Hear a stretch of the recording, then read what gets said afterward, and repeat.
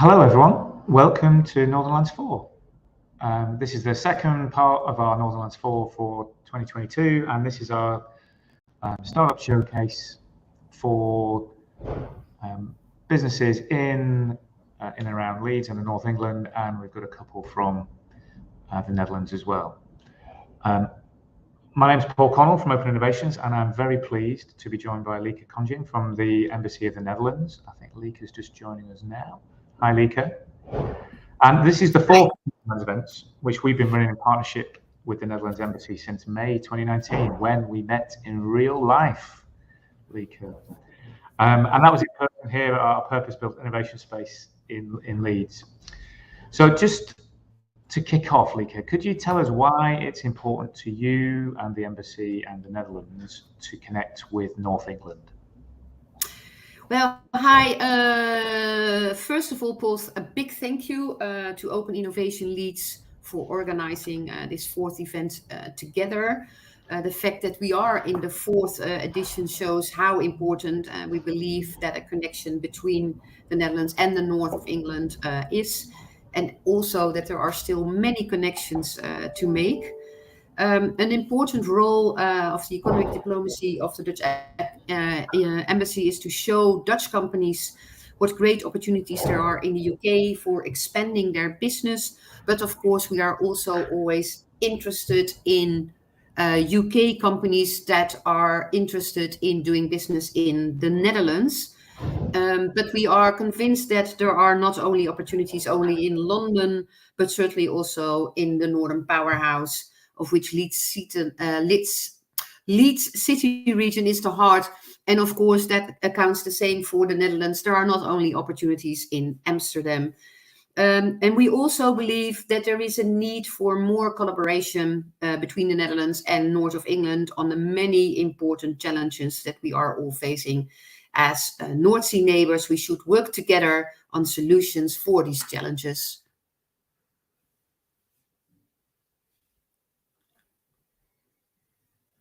I think, Paul, you are on mute. I am on mute. Of course I am. It's the first time I've done it. I managed to not do it yesterday. But yeah, we love the North Sea neighbours. That is true. And we're doing things slightly differently this year. We've got two short sessions over 2 lunchtimes. Yesterday was connecting our connector organisations across North England and the Netherlands, and hopefully people saw that. And today we're showcasing some startups from in and around Leeds in the city region, and we've also got one from the Netherlands as well. So what I'd like to do now is just ask you, Lieke, what themes you're starting to see come out as being important for startups in the Netherlands and also in North England. Yeah, so like I said before, there are many challenges, and I know that the startups that will showcase today are in many sectors with these challenges, like medtech, like edtech, fintech, all very, very important, and all, I think, with the same challenges as we have in the Netherlands. But I quickly want to concentrate on two which are very close to the heart for the Netherlands, and that is circular economy and sustainability and smart mobility. The way towns and transport are laid out and organized is changing. In the UK and the Netherlands, we are working to improve environmental quality of life and combat pollution in urban areas through innovation in transport process and logistics. And micro mobility, for example, plays a vital role in achieving cleaner and sustainable models of travel. We believe there is a lot of gain if we work together on stimulating innovation in the transport sector and create new transport markets. But like I said, I think that we could say that for a lot of the sectors that will be on showcase today too. The UK and the Netherlands are committed to moving forward to a more circular economy by minimizing waste, promoting resource efficiency and long-lasting resources. And in both our countries, many sustainable innovations are supported, and that leaves a lot of opportunities to cooperate. textiles and its environmental pollution exacerbated by fast fashion culture is not only a hot topic, for example, in the UK, as textiles is a focus sector of the Netherlands towards full circularity in 2050. We like to share our insights into circular textiles opportunities and research and inspire with the business models we have. I'll just turn myself off mute there. Thanks very much. And this is part of the Leeds Digital Festival mini festival in April, and the main festival is in September. And as part of our Northernlands 4, we'll be linking with our counterparts in the Netherlands between now and September and feeding back. But then also we will be connecting and linking the organizations that help people, but also the startups themselves over the next period. So, Lika, you're going to join us for the rest of today, and you'll be available in the chat if anyone needs to catch up with you. And if anyone wants to contact us by Twitter, as well as the AirMeet platform, we're also live streaming this. So if you are live streaming and you've got a comment, please either send us if you can tweet us, we'll try and get that question answered as we go. So as we move up to the startup session, are there any final points you'd like to make, Lika, before we kick off? Otherwise, we'll just crack on with the first. Yeah, well, I think the answer to that is really short. We love to say stay in touch with the Dutch, and that is actually all there is. So have a look across the North Sea if you are interested in growing internationally, and get in touch. Send me an email or give me a call, and the embassy will look for the best connection for you and help you any further. Thanks very much, Lika. So first up, we've got Sale Village from CEI, and I won't try and describe what they do because they've done it much better themselves. Here we go.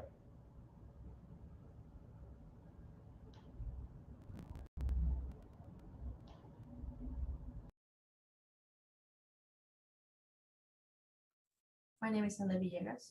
I'm the director of CEI and recently named one of the Women in Innovation 2022 by Innovate UK. I'd like to talk a little bit about our company and the work that we're doing. We're a medtech company currently based in Nexus, the innovation hub at the University of Leeds. And we're collaborating with the NHS and professors to develop AI technology to tackle the radiology workforce crisis. We're a team of specialists ranging from researchers in computer science to orthopedic surgeons, working towards the vision of reducing the workload of radiologists to help patients receive expert imaging diagnosis in minutes. Currently, in the UK, there's an increasing demand for medical imaging diagnosis, and there are simply not enough radiologists to keep up with. In fact, the NHS needs nearly 2,000 radiologists just to keep up with the demand at pre-coronavirus levels. And this gap between supply and demand for medical imaging diagnostic interpretation is growing so much that puts patients at risk. Due to this shortage of radiologists, when a patient suspected of a fracture attends the A&E department and receives an X-ray examination, this is commonly reviewed by non-radiological staff such as junior doctors or nurse practitioners, and they have a very short time to see the patients. If we take into account that these healthcare professionals do not have the years of radiology training that radiologists undergo, combined with the busy, hectic, high-pressure environment of the A&E, it makes a perfect storm for clinical errors. To put it in number, it has been reported that the error rate for junior doctors can be up to 30%. And as a matter of fact, fracture misdiagnosis makes up to 80% of all diagnostic errors in the A&E department. And this could be reduced or avoided if radiographs were always read by a radiologist. But due to the shortage of radiologists, this is simply not possible. The issue of the workforce of radiologists is not new, but neither is the fact that it will not go away until we take action. And of course, there is no simple solution to solve the workforce crisis, but a little help can go a long way. With the power of technology, we can help reduce the workload of radiologists and clinicians and aid them to work more efficiently and to cope with the increasing demand. So we work together with clinicians and radiologists from the NHS to tackle this problem. We work on developing an AI-supported fracture diagnosis system called Fraxpert. Fraxpert is an innovative solution that can support healthcare professionals to detect subtle fractures. Deploying Fraxpert in the A&E and radiology departments will have a significant impact for patients and clinicians. Clinicians will benefit from a reduction of workload and will be able to confidently determine the presence or absence of fractures in X-ray images. Most importantly, patients will receive a timely and accurate diagnosis, which will lead to reduced waiting times and improved outcomes. Co-creation was a key in this project. Patients and doctors were involved from the very beginning. We organized a patient and public involvement group to understand the patient's experience with the problems in the A&E department. We're also interested in knowing the public perception of usage of AI in healthcare. We also work closely with radiologists, emergency medicine doctors, nurses, and other clinicians. We visited several hospitals to understand the differences in their workflows and to really get the pain points of healthcare professionals. And I would like to show you some example outputs of how a fractal looks like. This is an obvious example. You can easily see that the bone is broken, but not all fractures look like this. There are much subtle ones, and that makes the task harder. In this case, as I already spoiled it, there's an actual fracture on the distal radius as well as an avulsion fracture on the tip of the ulna. And this is the output from Fraxpert, and as you can see, it was able to accurately detect both fractures. This output can serve as a decision aid or as a second reader support for healthcare professionals. Fraxpert is cloud-based, and it will be provided as a software as a service, allowing it to be integrated to different hospital systems and across vendors. We target medium to large size hospitals, both public and private, national and international, because the shortage of radiologists is not limited to the UK.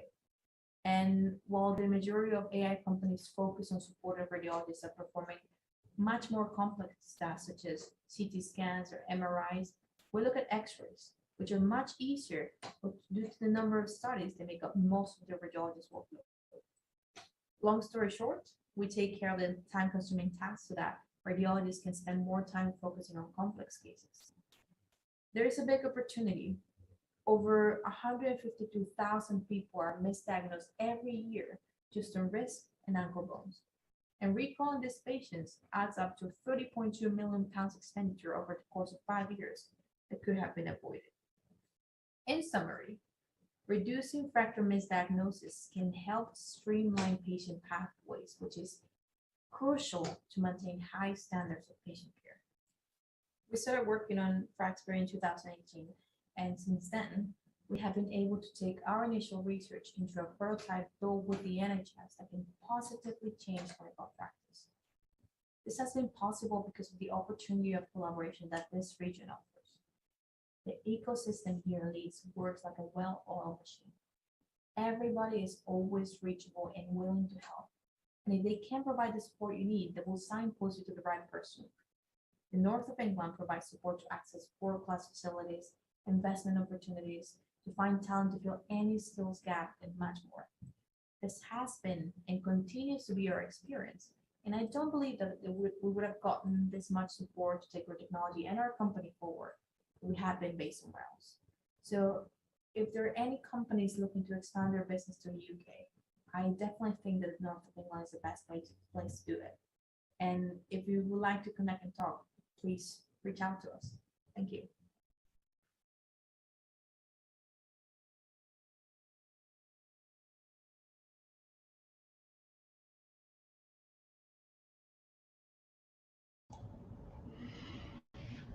Thanks very much, Sale. And it's something that's close to our hearts in that we, just before the pandemic and during the pandemic, something called Open Data Saves Lives, which is a way of our response to the emergency in the pandemic emergency, but also how we can use technology to address a lot of the issues that are going on in the health service and a lot of the wicked problems that we've got. So I've got a couple of questions. Is that, just a minute, I'm just going to go on mute.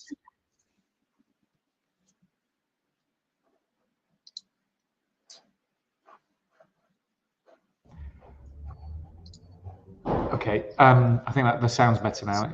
I went on mute and then came off again. People talk a lot about the ethics of AI, but this seems a really sensible use of AI to answer the problems. How have you dealt with the questions that people bring up about data ethics and AI and ethics? I think everybody's always concerned about ethics because we do care about our data privacy, and especially when it comes to healthcare. But I think this is why there's a lot of regulations around AI, and it's not straightforward to just get patient data. So there are a lot of regulations in place for people that want to access this data. They do need to have a legitimate purpose, and they do need to make sure they're taking the right measures in place to ensure that this data is protected and actually you're doing what you're intending to do with this data. And as well as while you're working with the data, you're doing it in an ethical way. You're not going to share it with everybody. You're not going to try to identify patients. You're just doing it for, so to speak, for the greater good, to try to make healthcare better, to try to help patients and help clinicians. So I think there's no certain answer of like how to deal with it, but I think at the moment it's just to follow the procedures that are in place there at the end of the day, is to ensure that everything's done in a proper manner. And I guess if you're doing it in the open and being transparent about it, that cuts across and helps people significantly. Yeah. Yes, exactly. We do need to be transparent about what kind of data we're using it, for what reason, and do not get out of that purpose. And also what kind of results we're getting with that data. And if there's something that we find that we think is not correct, like, you should report it immediately, because people should be aware of what's happening with their data. And of course, if they did not give permission for you to use it, then you're not supposed to use it. Absolutely. Well, thanks very much for that. I'm also really interested in how the progress of the company and where are you going, because it seems to me that this could add a significant amount of help to people who maybe break their arm and get fixed quicker, or support that, really simple terms, save money, save time, get people better outcomes in hospital. That's the intention. We're trying to help clinicians, junior doctors, nurse practitioners, and radiologists, to help them reduce misdiagnosis, but overall increase system efficiency, so that patients have faster results and faster and more accurate results. So in terms of the progress of the company, we developed a working prototype with NHS Scotland, and this working prototype is now have started going through regulation. So we're in the process of being in touch with the regulatory bodies. We're putting all the documentation together. We're hoping to get our market authorization this year, so that we can enter the market and finally be out there after so many years of research. Fantastic. Well, I'm going to finish off there, but I've got a last question. Is that our Open Data Saves Lives program is continuing over the next. It's now an established spin out of Open Innovations, and we just recently did a cancer special, and we'd love to do an AI special, and we'd even like to invite you along, if that's okay. Yeah, that would be great. I'll be very honored to be part of it. Fantastic. Well, thanks very much, Sale, and we look forward to seeing you at our next Open Data Saves Lives session. Thank you very much. It was a pleasure to be here. Thanks for inviting me.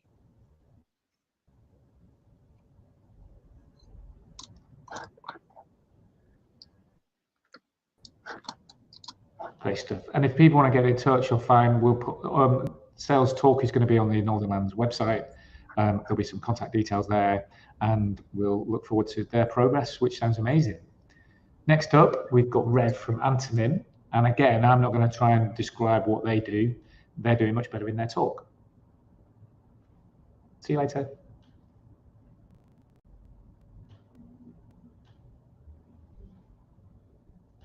Hi, hello, I'm Rev. I'm the founder and CEO of Antonym. We are a Leeds-based advanced manufacturing startup developing intelligent and sustainable solutions for the manufacturing industry.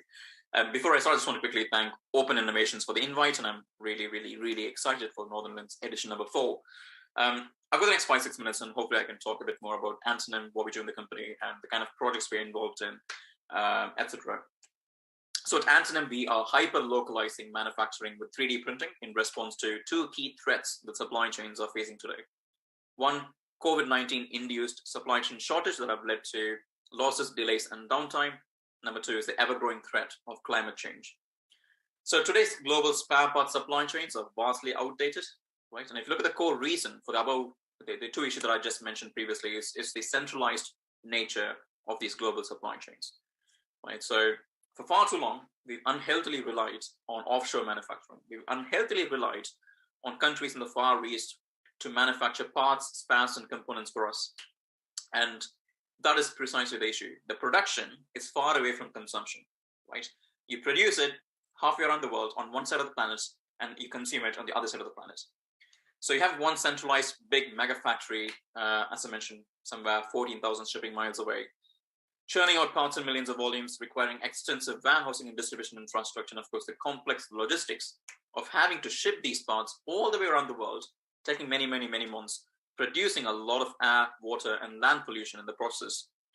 All of these contradict the idea of a fast, flexible, and streamlined supply chain, and of course a greener supply chain that companies today are heavily demanding. And of course, local domestic manufacturing solves all of these issues, but the problem is local domestic manufacturing has always been a buzzword, has always been a marketing buzzword that institutions, companies, and organizations have used in the past. And the reason why local manufacturing has never really progressed from being a concept to reality is because there's never really existed a tool, there's never really existed an infrastructure that enabled companies to migrate or switch from a centralized offshore manufacturing that is planet scarring to a distributed local manufacturing that is planet friendly until now. So at Antonym, we are enabling the local on-demand manufacturing of spare parts and components using a full stack solution. So our full stack solution comprises of a cloud manufacturing software as well as our network of distributed microfactories. So by placing manufacturing closer to the point of need, by enabling manufacturing at the very point of demand, we radically reduce the need for warehousing and shipping. These 2 middle steps happen to be the 2 of the most cost-intensive and carbon-intensive steps in the entire supply. So with these 2 steps completely out of the way, we can radically reduce the costs, supply lead times, carbon emissions, and waste in manufacturing supply chains, all the while streamlining and making supply chains efficient and better respond to changing demands in industries. And key core value proposition is that we can actually make supply chains resilient to unforeseeable disruptions in the future, like pandemics, natural disasters, and of course the recent unfortunate Russia-Ukraine conflict as well. So we focus predominantly on 4 industries. We are focused predominantly on high-value industries like aerospace, energy, oil and gas, and transport sectors.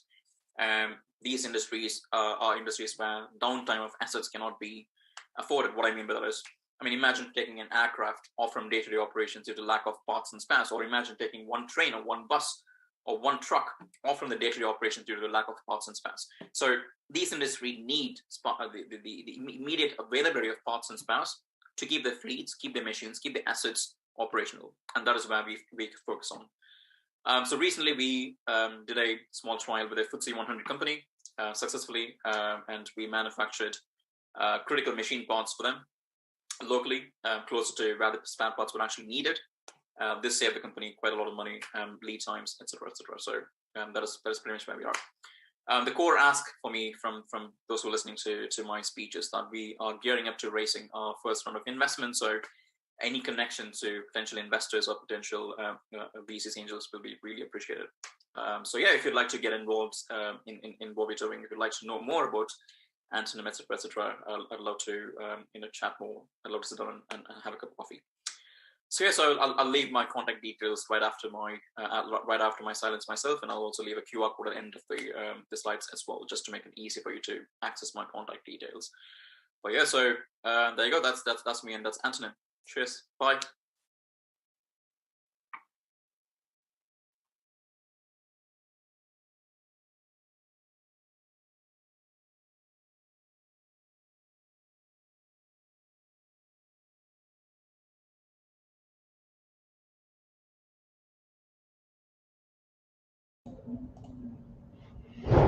Great stuff. The power of AI and technology and advanced manufacturing all in one wrapper. I think Rev is joining us.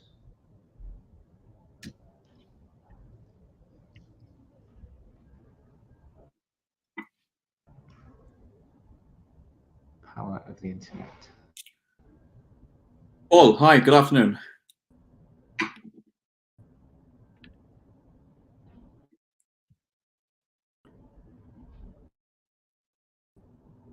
And I've got a couple of questions for Rev when he links in. Here we go.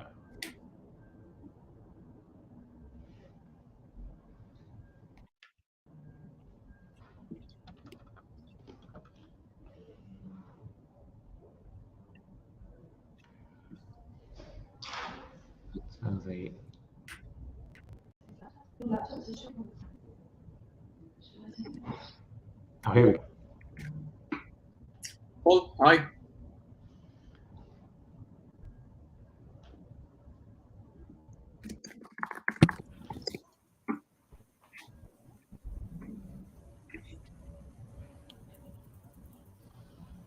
We seem to have a technical issue here. Hiya. I can't see Rev, but Can you hear me, Rev?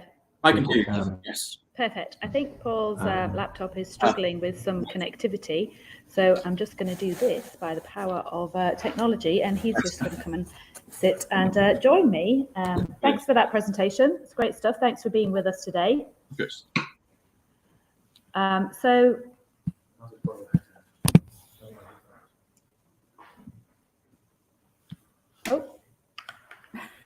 Hi, Rev. How are you doing? Hey, good afternoon. How's it going? Yeah, good stuff.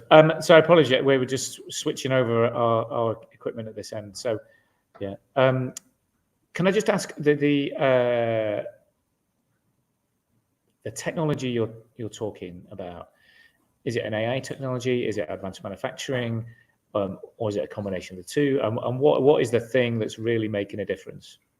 Yeah, so I would say it's more towards advanced manufacturing. We do not use AI in any of our tech stack, but it's more cloud and 3D printing.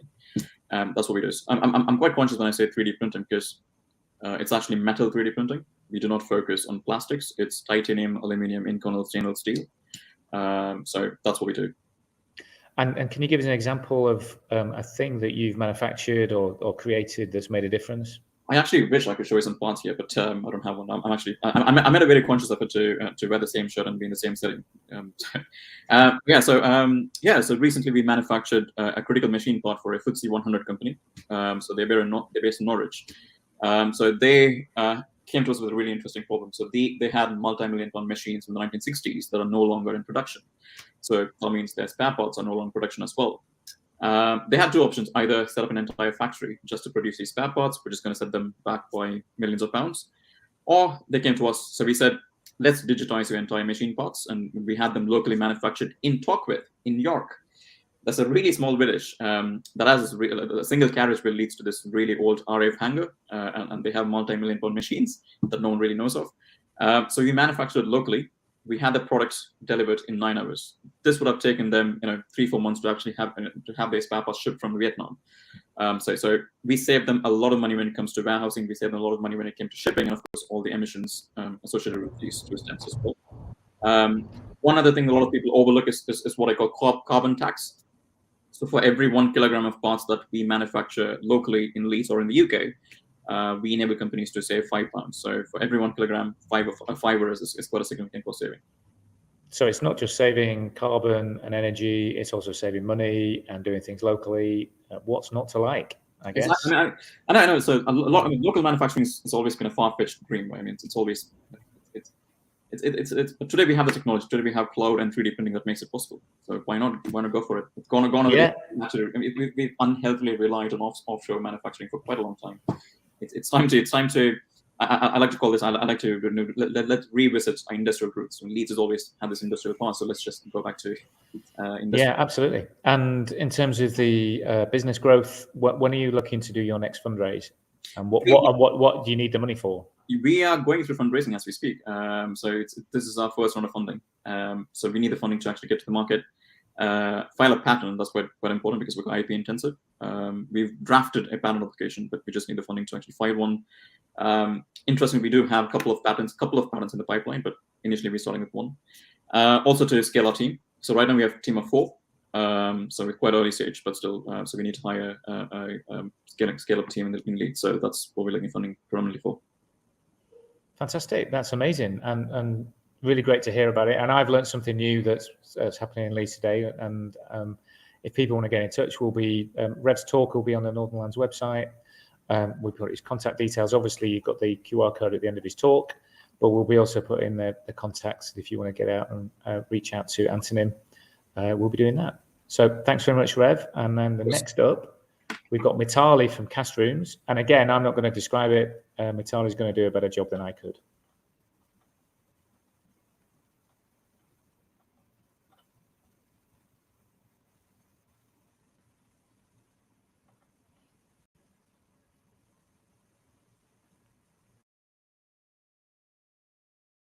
Hi, I'm Mitali, founder and CEO of Cast Rooms. Cast Rooms is a music tech startup aimed at connecting live DJs to their fans in an online clubbing experience that's joyful and fun. So I came up with the idea at the start of the pandemic. So my father passed away in March 2020, and I found it to be a really lonely time for me. I live on my own, and for me, music and the dance floor is my spiritual home. That's where I would go to heal. It's where I go to connect with people. And so during this really difficult time, I was really struggling to make myself feel better and find ways that I could connect with people in a meaningful way. And so I tried to listen to music streams online of DJs, and it was just a really lame experience, just watching a stream with thousands of other people in an anonymous way. And then I noticed one of my favorite DJs, Rich Medina, who I used to follow and still do when I lived in New York. He started DJing on Twitch. And he was pretty pioneering because he was doing it from like April 2020. So he kind of realized that the existing services like Facebook Live and Instagram Live, they're not designed for music, and they were suffering music takedowns. So he started using Twitch to DJ live streams. And I then thought, okay, well, I'm watching this stream. Maybe I could watch this with my friends. So I called up my friend in Brooklyn and said to her, you know, should we try and watch this online party together? So, you know, we tried doing that, and we found the experience to be really tricky and buggy, and the audio was absolutely hideous. Like I'm a big speaker head, and the audio was really not good enough quality. And so in the end, I mean, I studied physics with my friend who was in Brooklyn, and we love to problem solve. So we basically tried experimenting with different bits of software that's out there. And in the end, it was a mashup of Twitch, Zoom, and WhatsApp calling, which allowed us to have our first online dance party. And it was brilliant. You know, we had a great time. Other people joined the party. And I guess that was my first hacked prototype. And then one morning I just woke up and I wrote the pitch deck from start to finish. And the rest, as they say, is history. So I used my personal savings to prototype concepts in spring of 21. We built a working demo in the summer. I tested it with real users in the autumn. I raised my first round of seed funding in the winter, and now I've quit my job to do this full time. So it's been quite an exciting journey. And I kind of realized that I need to back myself. It's whilst it's exciting and scary because I've just quit a really good job, I've got to back myself because I've got 10 years of experience as managing director of a triple patented B2B software company. I've got 15 years of experience as a senior manager in a corporate environment, and that spans both the US and the UK.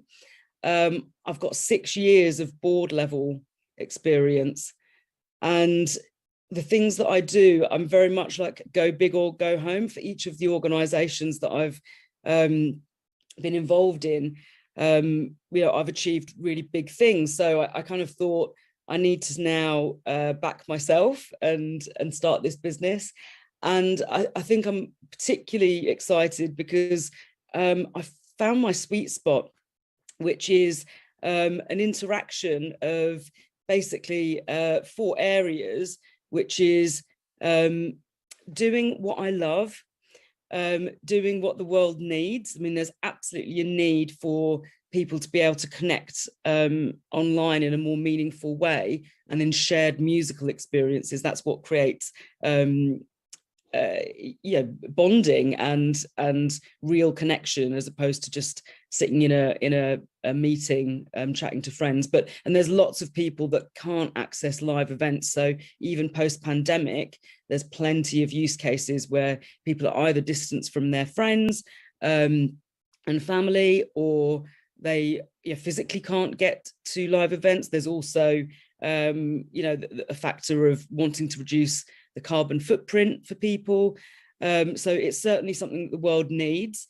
I'm doing what I'm good at. I absolutely love tech. I love the process of building tech and bringing it to market. And I'm also doing something that I know I can be paid for and make a real success of it. So I'm really excited, because what Carstroms does, it gives me my reason for being.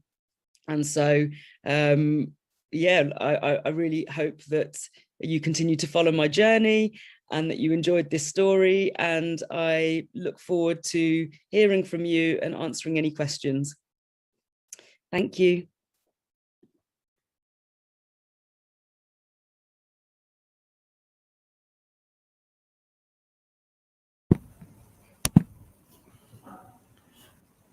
So it's a slightly different. I'm not Catherine. I'm on Catherine's laptop because we don't know why, but I think it's because I updated to Windows 11 a couple of weeks ago and it's broken everything. So, hi Mitali, thanks very much for that story. I think you're going to join us directly. Here you are. Hello. Hi, how are you doing? So yeah, thanks very much for that story. And it's you're just at the start of your startup journey in Leeds. That's right. And we're all, I think everyone's curious to know what your company does or what it's going to do. And I know you're a bit cautious about sharing some of that. But if we were going to talk about in the next realistic ambitions for the next 12 to 18 months, where are you going to be? What are you going to be doing? Okay, well, so using the money that I've raised, I've just hired my first 2 employees. So they started last month. So I've got my chief product officer and a developer, a software developer.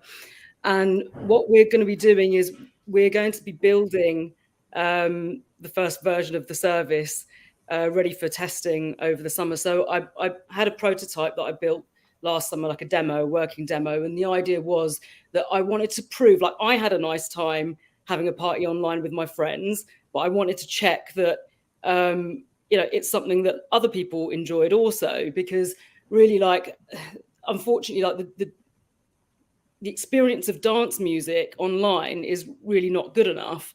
That was my premise. And so last summer I kind of tested whether I could make an enjoyable experience. And so we had, we ran various test parties, and overall the feedback was really positive. So now what the next step is to take the learnings from that prototype, and then pretty much we're throwing away that code and starting again. But yeah, building something now that means that we can continue testing all of our assumptions, because we're making a set of bets, aren't we, that that DJs are going to want to switch, that people are going to have a nice time, that we can solve some of the audio challenges. And so over the summer we're building the first version of the platform, and it will be a case of iterating, testing, trying, evolving the product. So I imagine that we would have a live version by the end of July. That's the goal, and then continuing to build out. And I'd need to do my next round of fundraising. I've got a runway basically to take me to the end of this year. Fantastic. Well, obviously, with the Open Innovations PA system, smoke machine, and light show, we'd like to try that out with a disco for one, connected to many people. So maybe we can try that out here. So is there anything you'd like to share with people or let people know before we start? There's I've got lots of questions, and I'm sure people have, but it's mainly about how would we actually join a party and more of the details. So please let us know about your journey and what happens next. And Mitali's video will be on the website with contact details. And I guess if you could have a think about how people could join in with that, we're really looking forward to following you on your journey. Thank you very much. Yeah, it's really exciting, and yeah, absolutely. I mean, all of you can be test participants if you want to be. So fantastic. You heard it here first. This goes in your front room, connected to all your mates, and I guess you've got to buy your own speakers and all of that stuff as well. But it sounds amazing. So thanks very much, Mitali. Thank you. Thanks for having me. No problem. Great stuff. Next up, we've got Tom Forth from the Data City, which is a spin out of Open Innovations. And Tom's going to talk to us about what the Data City does. Hello, Paul. Yes, thank you very much. Hi, Tom. Over to you. Yeah. Is your camera? Oh, that's the button. Hello, everyone. Sorry about that. I needed to press a red button that let my camera work. So, yes, as Paul mentioned, the Data City is a spin out from Open Innovations. So I'm the Chief Technical Officer and a co-founder of that. And the Data City is a web service that analyzes the economy, and it lets us answer some very difficult questions extremely quickly. And the question that I think is relevant for today is, what is the economy of North England good at? And I'll just share how we go about answering that question, and then hopefully I will share the answer with you. You've already heard over a day and a half of people actually telling you, the people on the ground, telling you what the economy of North England is good at. And I'm going to share how we know. So the key of how we try and find out what the economy of North England is good at is that we throw away most existing economic statistics. And the reason that we do that is because most existing economic statistics are based on something called SIC codes, standard industrial classifications. And they're very good at defining the existing and the old technology. There's lots of different types of rubber factories that are defined in official statistics, about 5 different ways of processing paper in mills that are defined in official statistics. And there's only a small number of definitions in the SIC code system for modern services, which today make up 2/3 of our economies. So we try and solve that problem. We try and move away from existing classifications towards new ones. What are the new classifications that we call ARTICs, real-time industrial classifications? The basis of these ARTICs is the websites of every company. So we have the websites of 1.6 million of the 5 million companies in the UK. That means that we have the websites of about 450,000 of the million companies in North England. And then we use machine learning on their web text to classify them into different groups of what they really do. And that's based on what they say they do on their website. So if I go to the website of Antonym, we could actually look at that website and understand very quickly what they do in terms of 3D printing services, 3D printing, metal printing. There is no SIC code for 3D printing. There is no SIC code for 3D metal printing. But if I look on a website of a company, I'll be able to see what they do. So now I'm going to try and share with you what our product looks like. So hopefully you can all see that. This is within our product at the Data City, the 971,871 companies in North England that we consider, the total number of employees that they have, and that's slightly bigger than the real number of employees in North England because we consider the activities of all of these companies even beyond North England. And then we have a nice map showing where they are. It's no surprise to us here in North England that the most number of businesses are in Manchester and Leeds, but Liverpool, Sheffield, Bradford, Cheshire are all there. And we can see all these businesses on a map. And remember, for all of these businesses that we've got here, we have their full website, and we have about 300 different classifications of the type of things that they're doing in the emerging economy. And I'm going to show you the results for that now.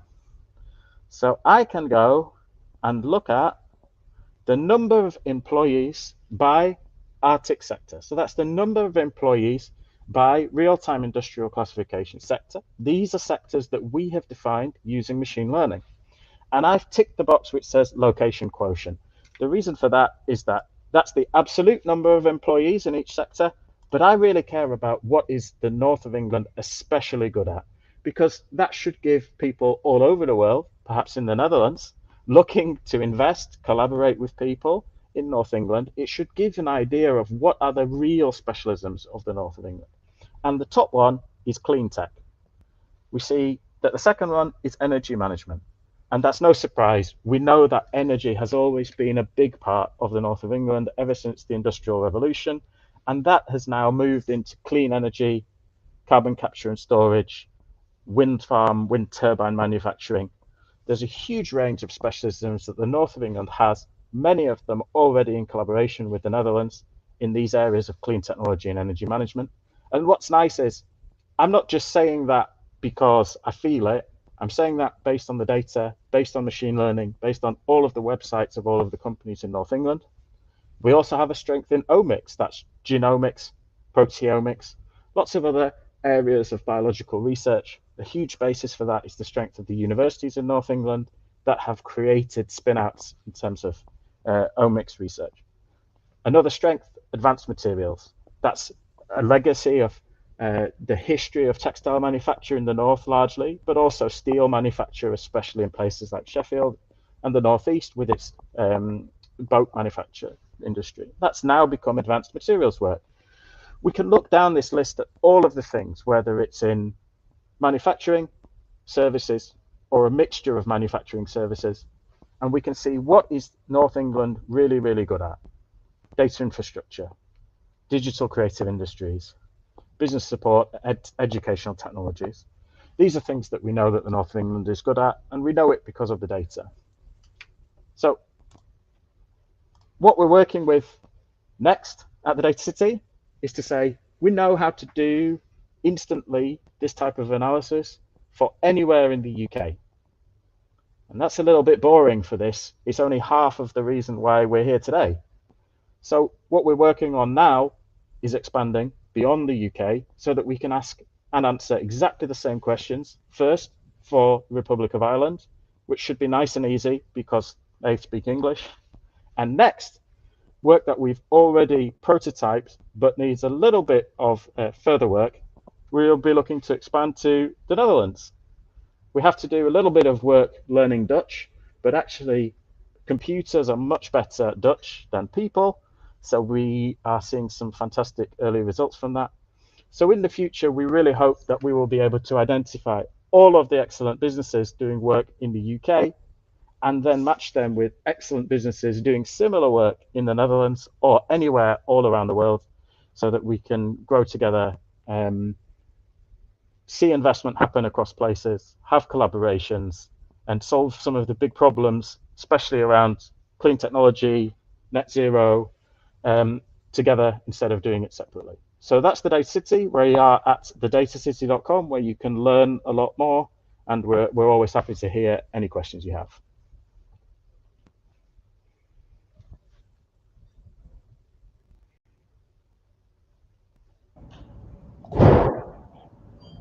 Thanks, Tom. My computer is now working again. You're back to being Paul. I think I preferred you as Catherine. Suited you more. Catherine asked better questions, I think. So we're smack on time. We're ready for our next talks in a second, but I've got a couple of questions for you. So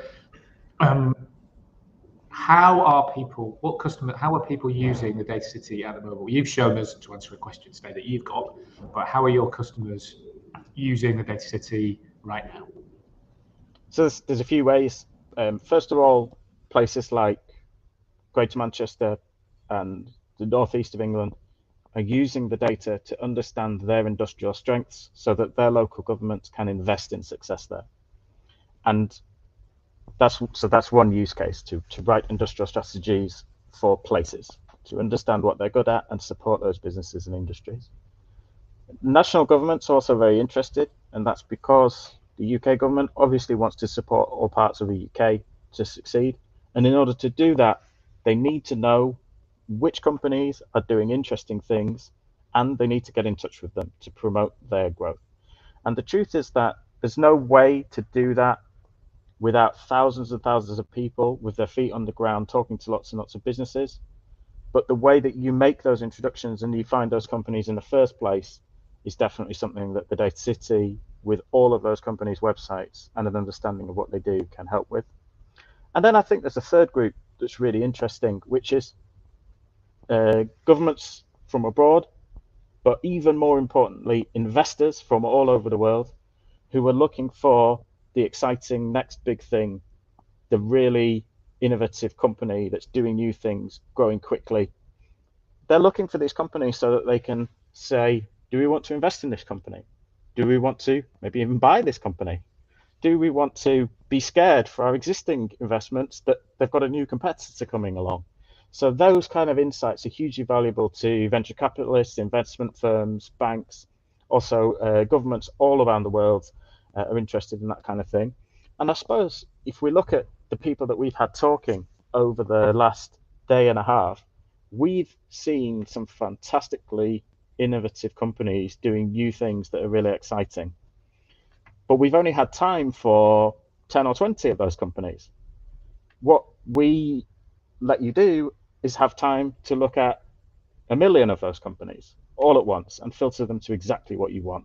And it's some blend of the two, finding the companies in the first place, but then looking at them in detail, that I think is the real value of the Data City. And just before we finish, something I bang on about is killing reports. How are we seeing, when people start applying data rather than narrative to answering questions, can you just tell us something, how about the speed and the way people ask questions is changing? Yeah, sure. So I didn't dare do it because it's never a wise idea to show your product live. So when I showed the product there, I had calculated the answers in advance. The answers, I will admit now, they did take quite long to calculate. So they took 24 seconds to go from no answer to the answer that I just showed on the screen. And if I wanted to ask a question about companies in Northern Ireland, or maybe just in Bristol, or I was only interested in companies in Ipswich, that would also take 20 seconds to get the answer. And I think that acceleration from probably 6 months, from having an idea, commissioning a report, getting consultants out to analyze existing economic data, trying to generate new data sets, that'll probably take you at least 6 months previously, with a huge bill for consultancy on top of that. We can answer that question just as well, usually better, in 20 seconds. And instead of a report, which is a 60-page PDF that you have to download and think about, you have the data right there. And if you've got any questions, if you say, oh, this company that's doing 3D metal printing in Leeds looks really interesting, who are they? Well, in our platform, you just click the button, you straight through to Antonym, and you're ringing Rev up and you're saying, Rev, I've got a real problem. I need some 3D printed metal right now. So that's the difference in speed that you can have from going from 60-page PDF with 6 months of lead time to instant answers in about 20 seconds. Fantastic. And I'm all for killing reports, so you don't have to actually create them, build them, read them, moan about them when they're stuck on your shelf. So fantastic work. Thanks very much, Tom. That's really good. The video and the recording of this chat and Tom's talk will be on the website. Obviously, it's on the live stream now on our YouTube. And next up, we've got Rebecca O'Higgins from Kiana, I think. And again, I'm not going to try and describe what they do because Rebecca's much better at that.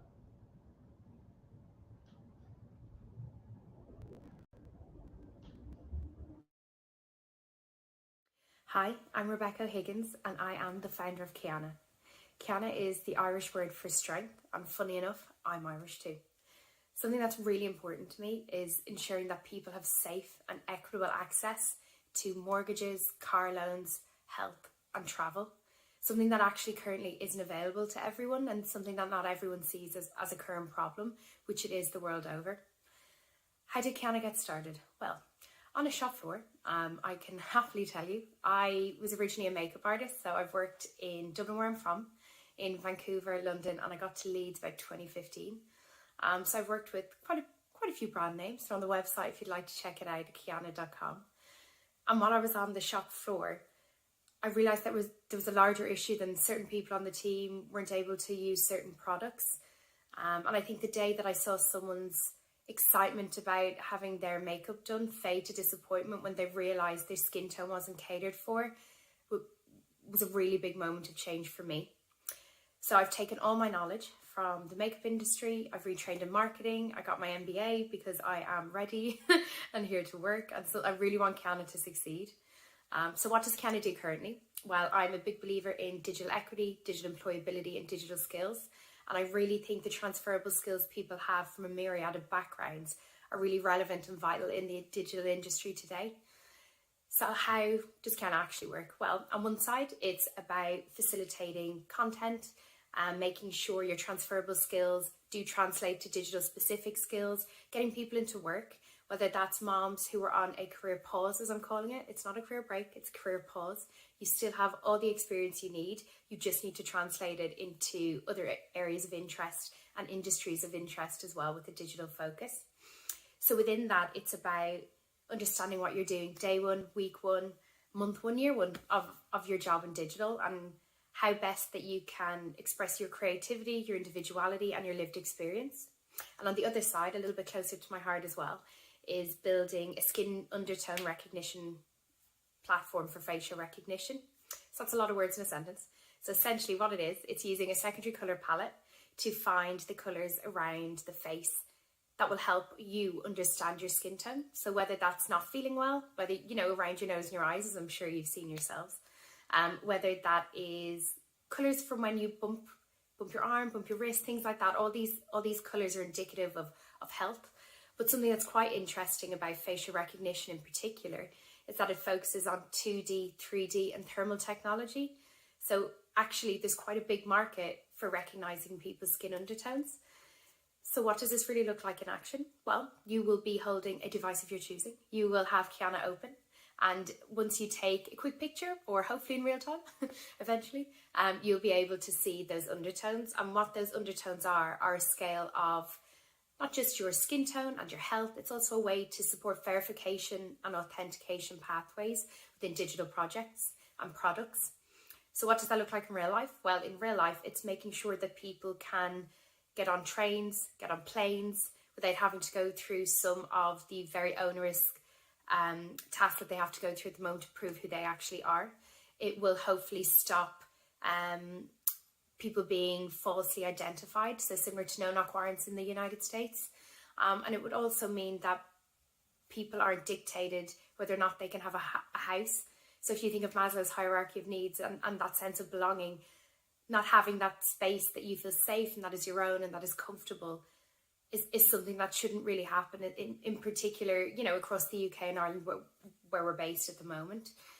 So for me, it's from professional services, getting into buildings, being able to show who you actually are and be considered. So currently the challenge is exclusion by design. And so that means that people who weren't in the room when a product was built haven't been considered for that build. And something Sinead Burke, who's an Irish activist, always says is think about who's not in the room. So if you've got people who look like you, sound like you, think like you, talk like you, you're not going to have the best product or service available. And that's something that I want Kiana to change. So in the long run, I'd really like a platform like this and a service like this that can really identify who someone is rather than the shape of their face. Can be really beneficial so that we can tip that scale and have governments detailing to companies what it is citizens need, not the other way around, because currently that is the state of play. So interestingly enough, where do I get this inspiration from, and how is it it's all come to be? Well, as part of my MBA, I did a dissertation, as some of you well know. And for me, Joy Bullingwinnie and Timna Jebru had a seminal piece of work called Gender Shades. You can check it out on Netflix. It's actually called Coded Bias, and it's explaining all about algorithmic bias and the impact it actually has on people's day-to-day lives, which it really, really does. And it's something that I think as part of digital dialogue and building digital equity, which I want Kiana to do also, is to be able to speak about that, to be able to speak about it from a place of honesty, transparency, and curiosity, because I think a lot of people can put up that barrier and think, no, it's not something I want to deal with, it's not something I want to talk about. Whereas, funnily enough, people have a lot more in common, including their undertone of their skin, than they do that makes them different. So how do you get involved? I would love you to fill in the survey. That's on kiana.com. So that's ki-ah-na.com. And it's right at the top of the bar. If you could fill it in, it's 5 very short questions, but I'm trying to build enough answers and email addresses to get a beta test group to show investors that this is something that's really, really worth following through with. So for me, if you could do that, that would be fantastic. And I guess my vision would be that everyone is considered in digital bills, because unfortunately they're currently not. And especially with AI, quantum computing, cybersecurity, all these things coming up, this is a really valuable tool that can at least be a start to evolve something, I guess, as integral to our lives as facial recognition. So please do reach out to me on LinkedIn, have a look at the website, let me know your thoughts. I am in the market for a CTO, so if you do know anyone, that would be fantastic. Or if you'd be interested in collaborating, I would love that as well. Thank you so much for your time. Enjoy the rest of the innovations that you see today. Some of the companies are really, really fantastic. And hopefully, if you're in the Leeds area, we can always meet up for a coffee. But if not, please do feel free to send me an email, or we can start a chat and see how we can work together to really create inclusion by design. Thank you so much.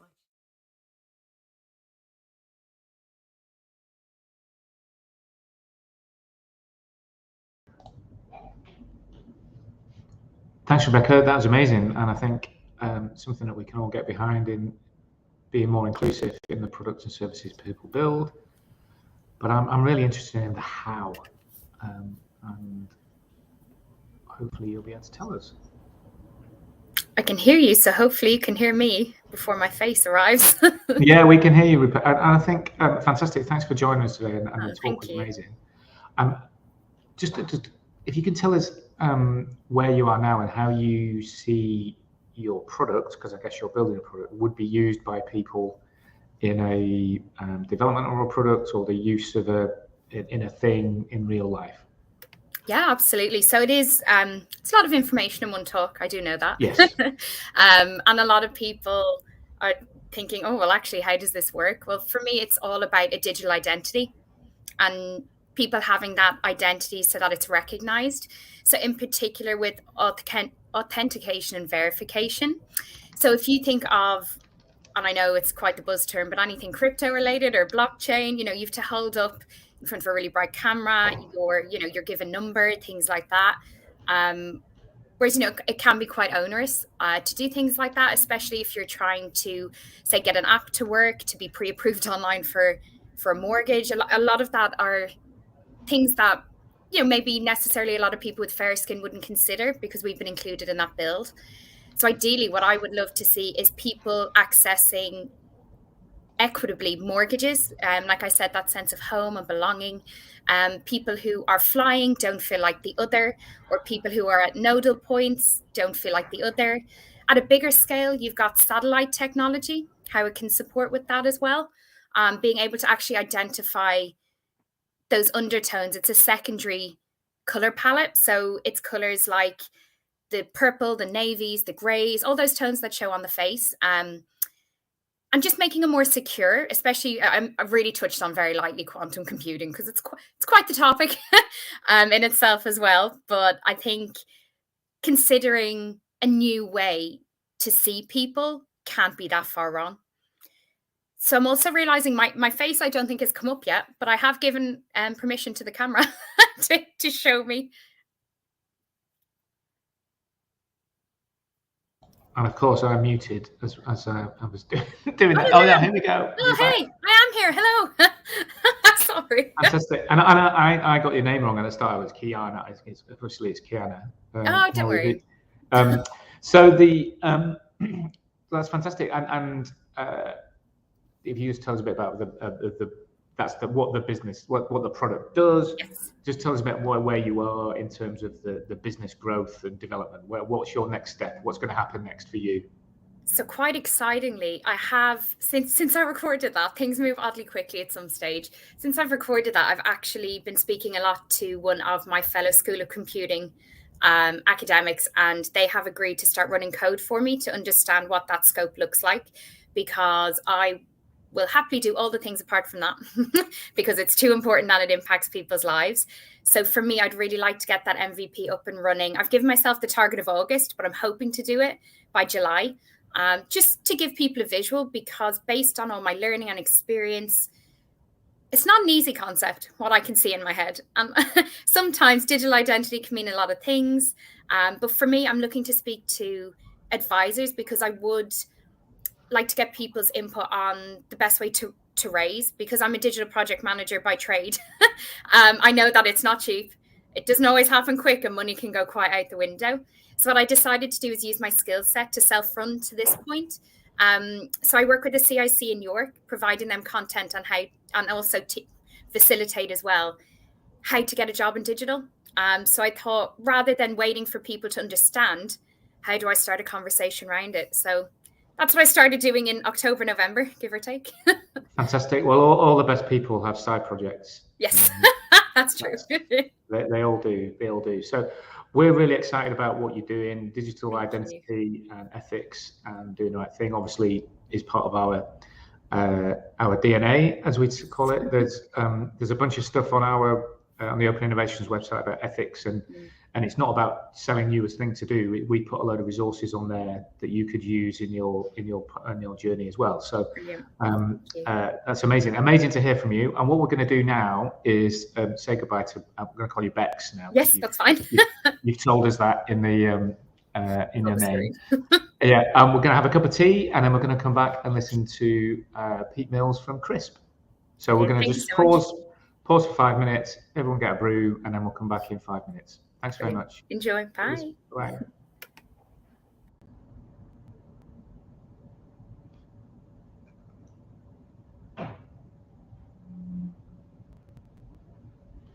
Hi everyone. Hopefully you've got a drink or a cup of tea. And next up, we've got Pete Mills from Crisp, who's going to tell us all about his company and what they do.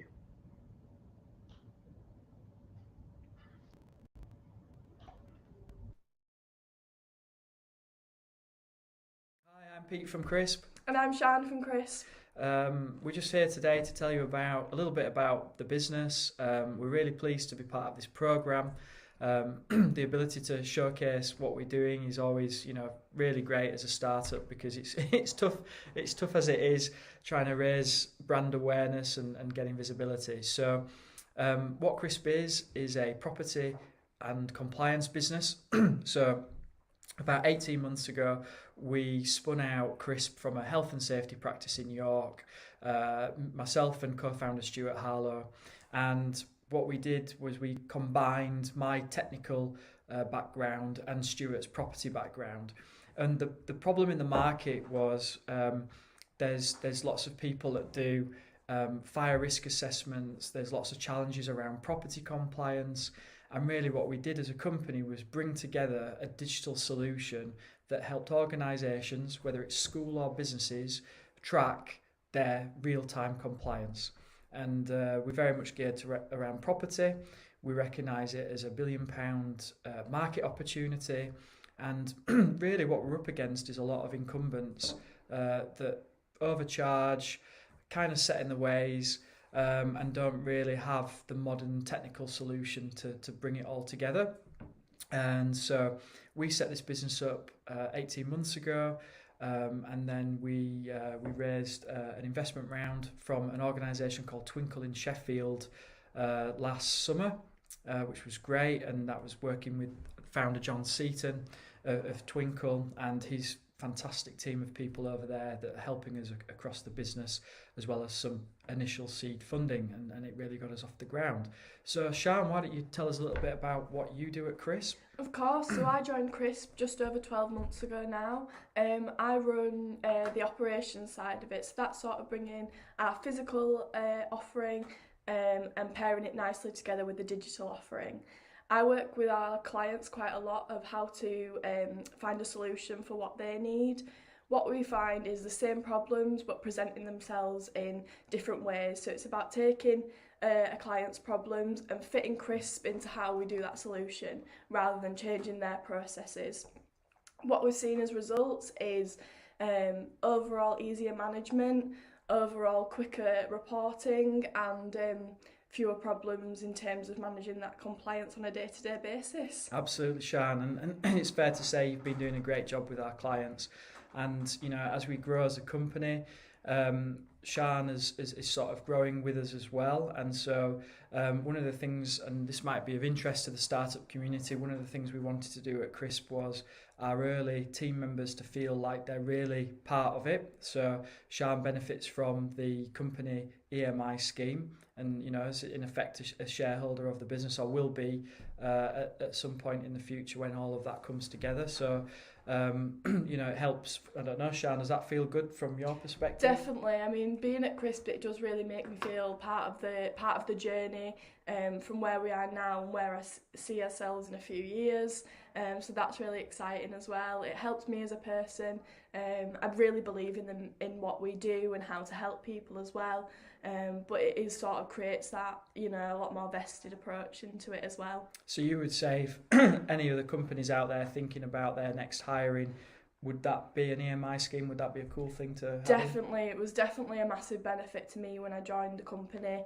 You know, it gave me that message that the directors of Pete and Stuart really cared about me as a person as well, and really valued my input into the business. No, that's lovely to hear, Sian. And I think, you know, ultimately that's what we want, is people who are joining in these early stages, is that you've really got to believe in what we're doing, because it's hard work, isn't it? You know, it's not, you know, this is a Friday afternoon and we've taken 20 takes and had a giggle building this, but ultimately it is hard work, and we've all got to be on the same page, and we've got to be behind the mission of what we're trying to do. But we're in a really great position as a company. We understand our customer, and really, if we split down what our customer looks to us for, which is the two sides, sometimes combined or sometimes individually. So from a physical perspective, we might be brought in to help them with understanding the risks within inside their commercial properties. So it might be, okay, we think this is okay, but can you do a fire risk assessment and help us understand our legal obligations and where we might want to improve and things like that. And we work nationally now with that. We've got clients that need us up and down the breadth of the UK, which is exciting. And then from the digital side, which is the key component of the business as well, where it's great giving advice to people, but how does a company or a school manage to keep on top of their compliance regime over the course of 12 months? It's like any habit, it's easy to break. So it's all well and good as, you know, spending a day with a client, doing a site inspection, giving them the knowledge of feedback with a report. That helps them. But actually, the insight that my co-founder Stuart had after doing this for many, many years was, I'll go back the year after and maybe things haven't changed the way that they needed to because of just life gets in the way of running things and etc. So give the client the tools to be able to drive their their whole risk matrix forward, and ultimately we're creating safer workplaces. That's what CRISP has been set up to do. So really exciting journey. We've got a big hiring plan over the next 12 months. Sian's welcoming a first colleague into her part of her team next week. So, you know, Sian's already having that progression. We're recruiting sales and marketing people. Obviously with the technology product, we've got to recruit there, but we have a fantastic agency relationship with a Leeds-based business called Ascensa, run by Andy Firth. Fantastic agency that really help us on the development side. But the plan, you know, in a couple of years is to hopefully build that team out, you know, more closely inside CRISP. And then from an operational perspective and a consultant perspective, you know, Stuart, and we're soon to be joined by Terry at the end of May, helping drive forward the actual physical inspections and giving clients the certainty and the sort of knowledge to help them be safe inside their organisation. So really exciting, sort of 12, 18 months ahead. And we're very much on that journey. So, you know, I understand there's a Q&A, but if you've got any questions before that, please do fire them in, and we'd be more than happy to share more of our experience. Definitely. All right. Thank you very much. Thank you.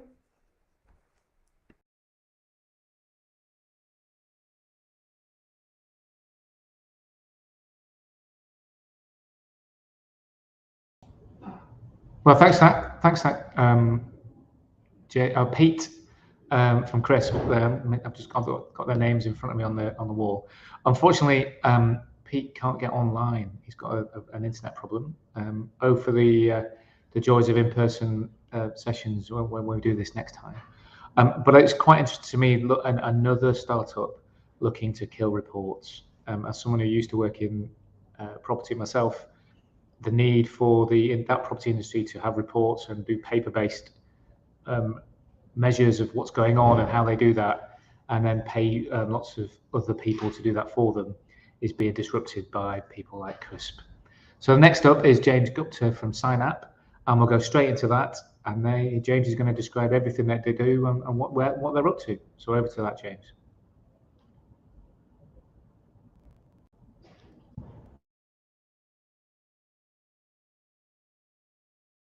Hello everyone, my name is James Gupta and I'm the founder and CEO of Synap. Synap is an online education platform based here in Leeds. We work with schools, tutoring companies and universities to deliver specifically online assessments in a way that's secure, robust and also really engaging and easy to use from a student's point of view. As part of this talk, I'm going to talk a little bit about what we do and focus really on a case study that we have working with the University of Law over the last couple of years. The main themes of the talk is going to be essentially talking about how a startup and a much larger organisation can work together on the same project, and how if you structure that right, you can kind of get the best of both worlds. So you can get the kind of agility and speed that comes with being a small 15-person team, combined with the domain expertise, resources, and experience of a much larger organisation. So in our case, we were doing this to build new tools, new exciting ways for students to engage with their content, and particularly with this being accelerated during the pandemic, where ULaw, as well as a lot of other universities, were adapting very quickly to online-only and hybrid kind of teaching methods, and also delivering tools that were best in class and really promoted student engagement, i.e. making a tool that students wanted to use so that they would come back to it often and actually improve their learning outcomes. So just a tiny little bit about us. So we're an online platform that specialises in delivery of engaging online assessments. This means that we cover like the full spectrum of assessments, from day-to-day kind of like mini quizzes that a student might want to take in their own time, just practicing on a phone, to kind of low and medium stakes assessments that might take place once a week in order to check up on a student's knowledge of a particular workshop or series of lectures, through to much higher stakes assessments, which may be remotely monitored, where students are actually using this as a key part of their progression throughout the course. By putting all of this onto one platform, we can ensure that the students have a really joined up and cohesive experience from day one right till the end of the course. We make sure that the data is really joined up, so to make it easy for the institutions and for tutors, as well as students, to see correlations between things that they're studying in their own time on an app, with how they're performing in workshops, with sort of like predictions as to how they should be scoring or what they should be aiming for in their final exam. Also helping to alert tutors and the university to students who might be at risk of failing. So when we first started working with the University of Law, it was because there was a new series of exams coming out called the Solicitor's Qualifying Examination. This represented a significant change in the way that the legal curriculum was being delivered, essentially moving everything to a nationally standardised multiple choice exam. So ULAW wanted to not just update, but to really quite radically rethink the way that some of their courses were delivered. So this meant moving a lot more of it online, creating tools that let students practice in their own time, and obviously with the advent of the pandemic, ensuring that the course and the students could adapt flexibly to a hybrid, kind of like a part on campus, a part online, as well as an online only delivery model. So we looked at what the actual sort of learner journey was. So students come in and do an assessment piece before they start the course. They then practice, or are meant to practice, kind of like daily. They do weekly topic tests, they do mock assessments, do coursework, and this all goes round in a cycle. So essentially they go from studying daily to assessments for learning weekly to mock assessments monthly, all helping to prepare them for an exam that takes place after 3 months.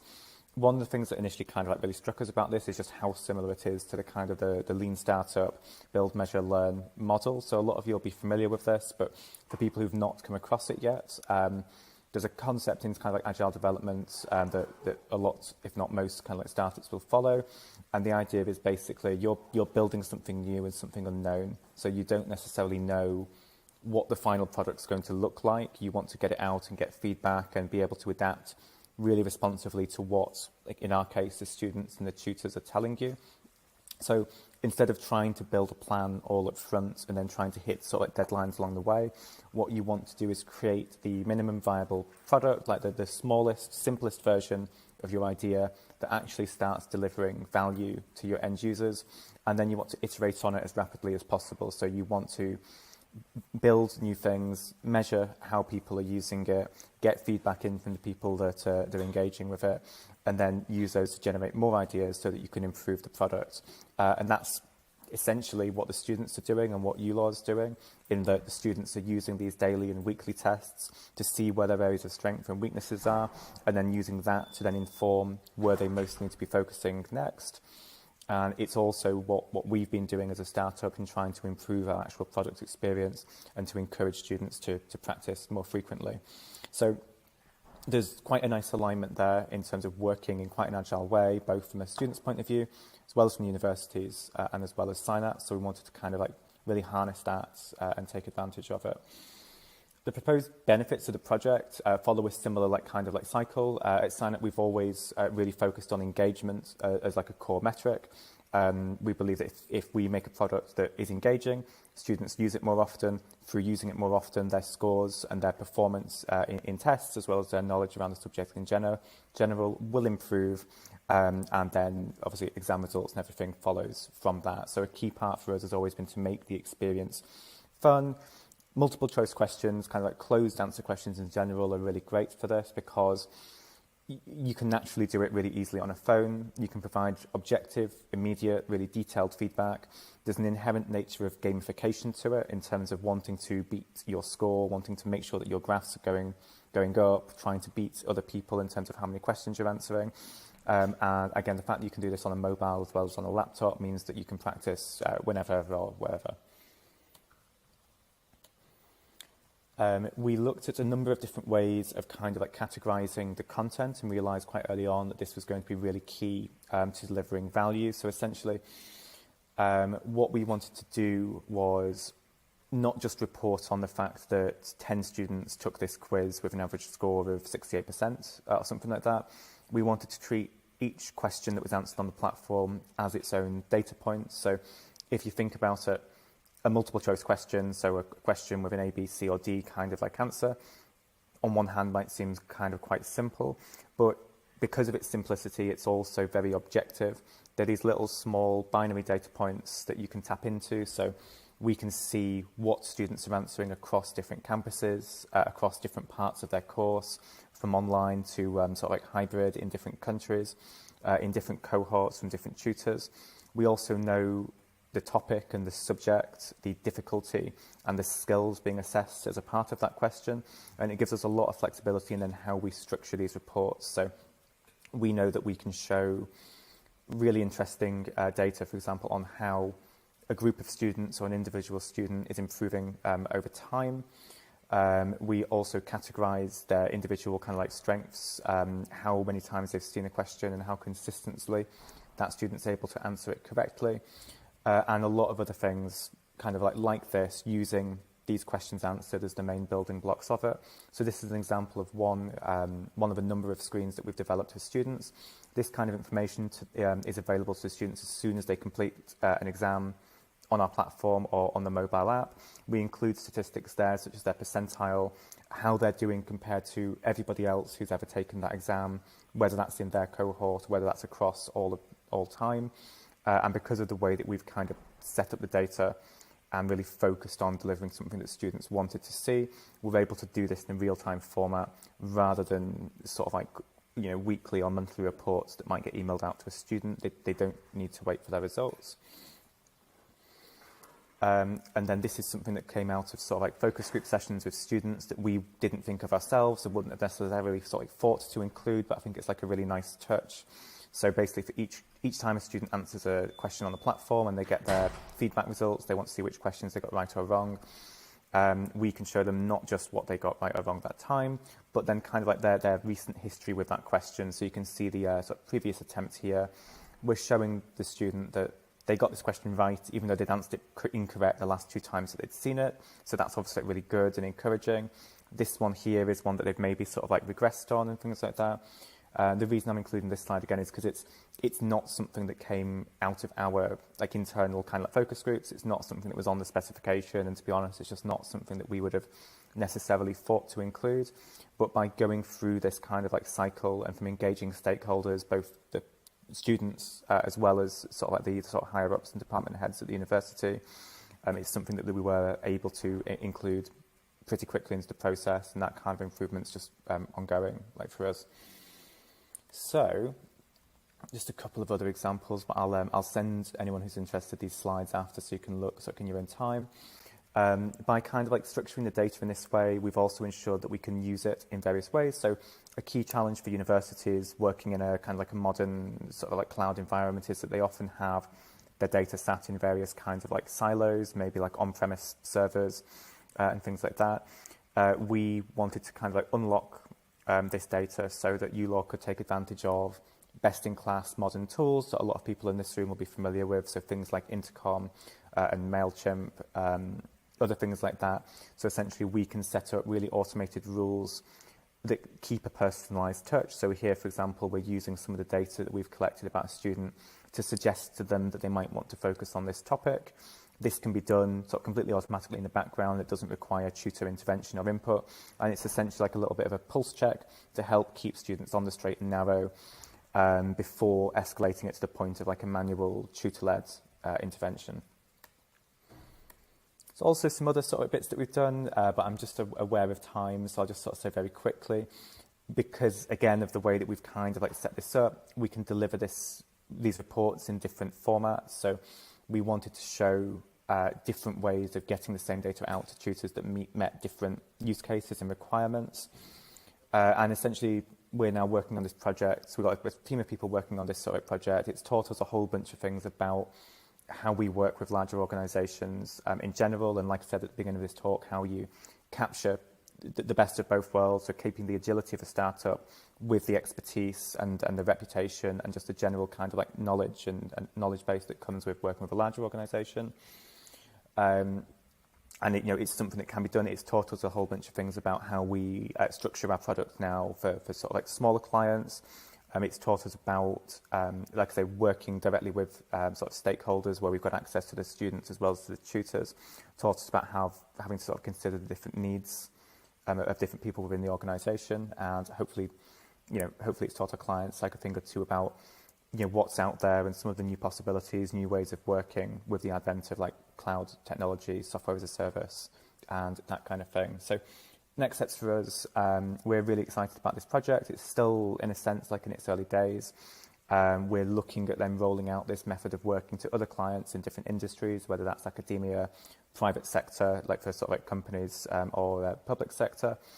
And we're just really seeing a lot of interest in what we do. We think that these trends have been going on for a while in terms of institutions moving learning to an online or hybrid sort of like model. And as you do that, continuous assessment, objective real-time feedback and data analytics becomes increasingly important and a competitive advantage, as well as something that really helps student engagement. So thanks very much for listening. I am around later in the day if anyone wants to ask any questions, and feel free to get in touch if you're interested to learn a bit more. Thank you.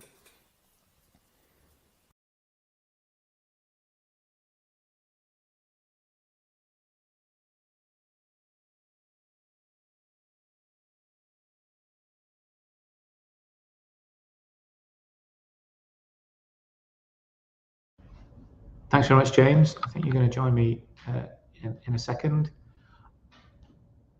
Again, we've got a really exciting startup that's disrupting what people do every day with some new ways of thinking about this.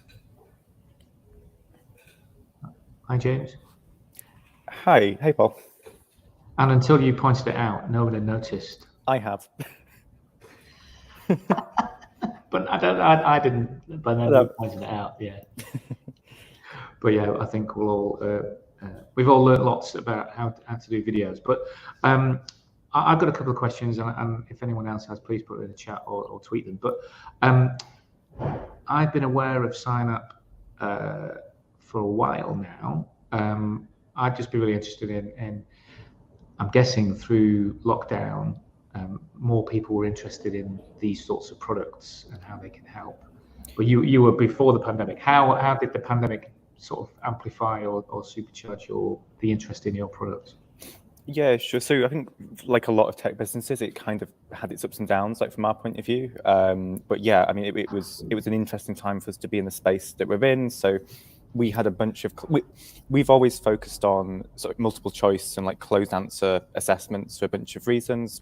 Largely, we can automate a lot of like the analytics. We can do interesting things with the data. We've always had quite a bit of interest in what we do, but it was speaking to universities. It was something that was on their 10-year roadmaps somewhere, and then obviously with the pandemic that changed from we need this tomorrow. So we had quite a few interesting experiences. We pivoted slightly in that we focused a lot more on the idea of Synap as a really robust and secure platform for delivering potentially quite high stakes assessments online.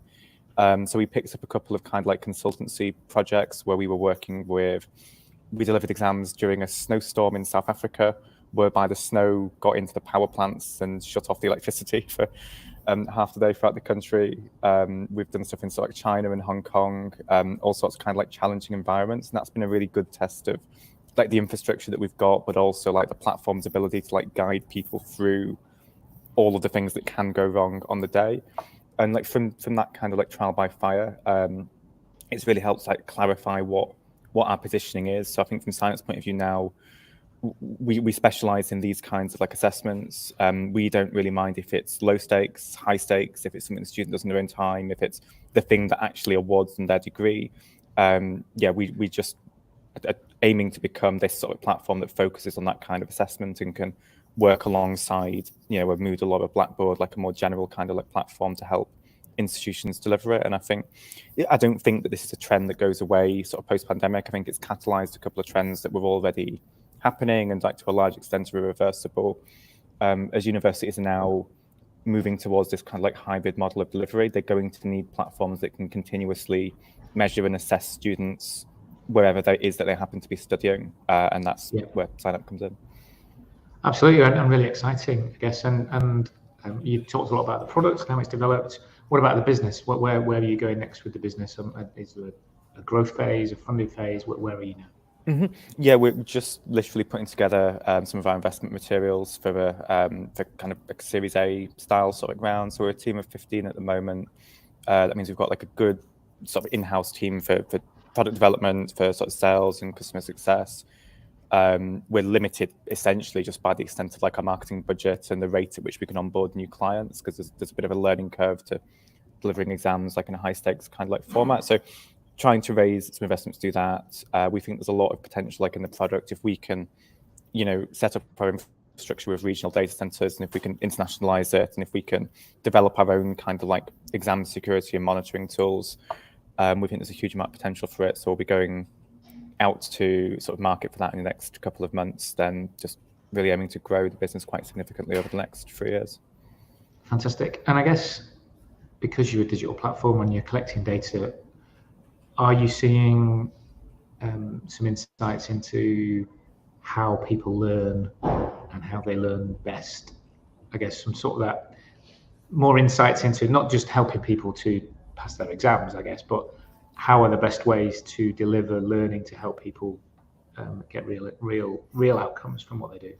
Yeah, no, that's exactly right. So I guess on one hand, we get these kind of general insights that we can kind of see across all of our sort of clients, and we work across a whole huge range of industries. So from sort of secondary school admissions to sort of medical schools to kind of professional developments for insurance companies and all of that sort of thing. And one of the interesting things about that is kind of seeing where the similarities are in terms of how content's categorized, how many questions people like to study at a time, how many times a day that they study and things like that.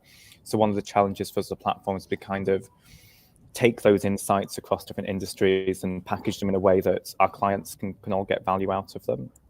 Working with the University of Law in particular has been an interesting one because it's a very hands-on project for us, and it's a rare opportunity for us to kind of, we start with the student from day one of their course and follow them through to actually getting their final results in a test center assessed by Kaplan. So we're working on some interesting kind of predictive algorithms on that. We want to see how many questions a student needs to study a day in order to guarantee a certain kind of like score. We want to see if certain questions or behaviors are predictive of a student who's likely to pass or likely to need some support and that kind of thing. Fantastic. Well, thanks very much for joining us, James. We'll be putting this talk and your slides on the Northernlands hub page. There'll be some contacts there for you as well if people want to catch up with James and the team. And yeah, a fantastic lead startup. Thanks very much for joining us. And we'll hopefully see you soon. Yeah, absolutely. Thanks, Paul, and thanks for the team for setting this up. Cheers, everyone. Cheers. Bye. Cheers. And next up, we've got Dan Graf from Earthchain. I think you probably guessed the type of startup it is from the name, but Dan's going to tell us all about it now.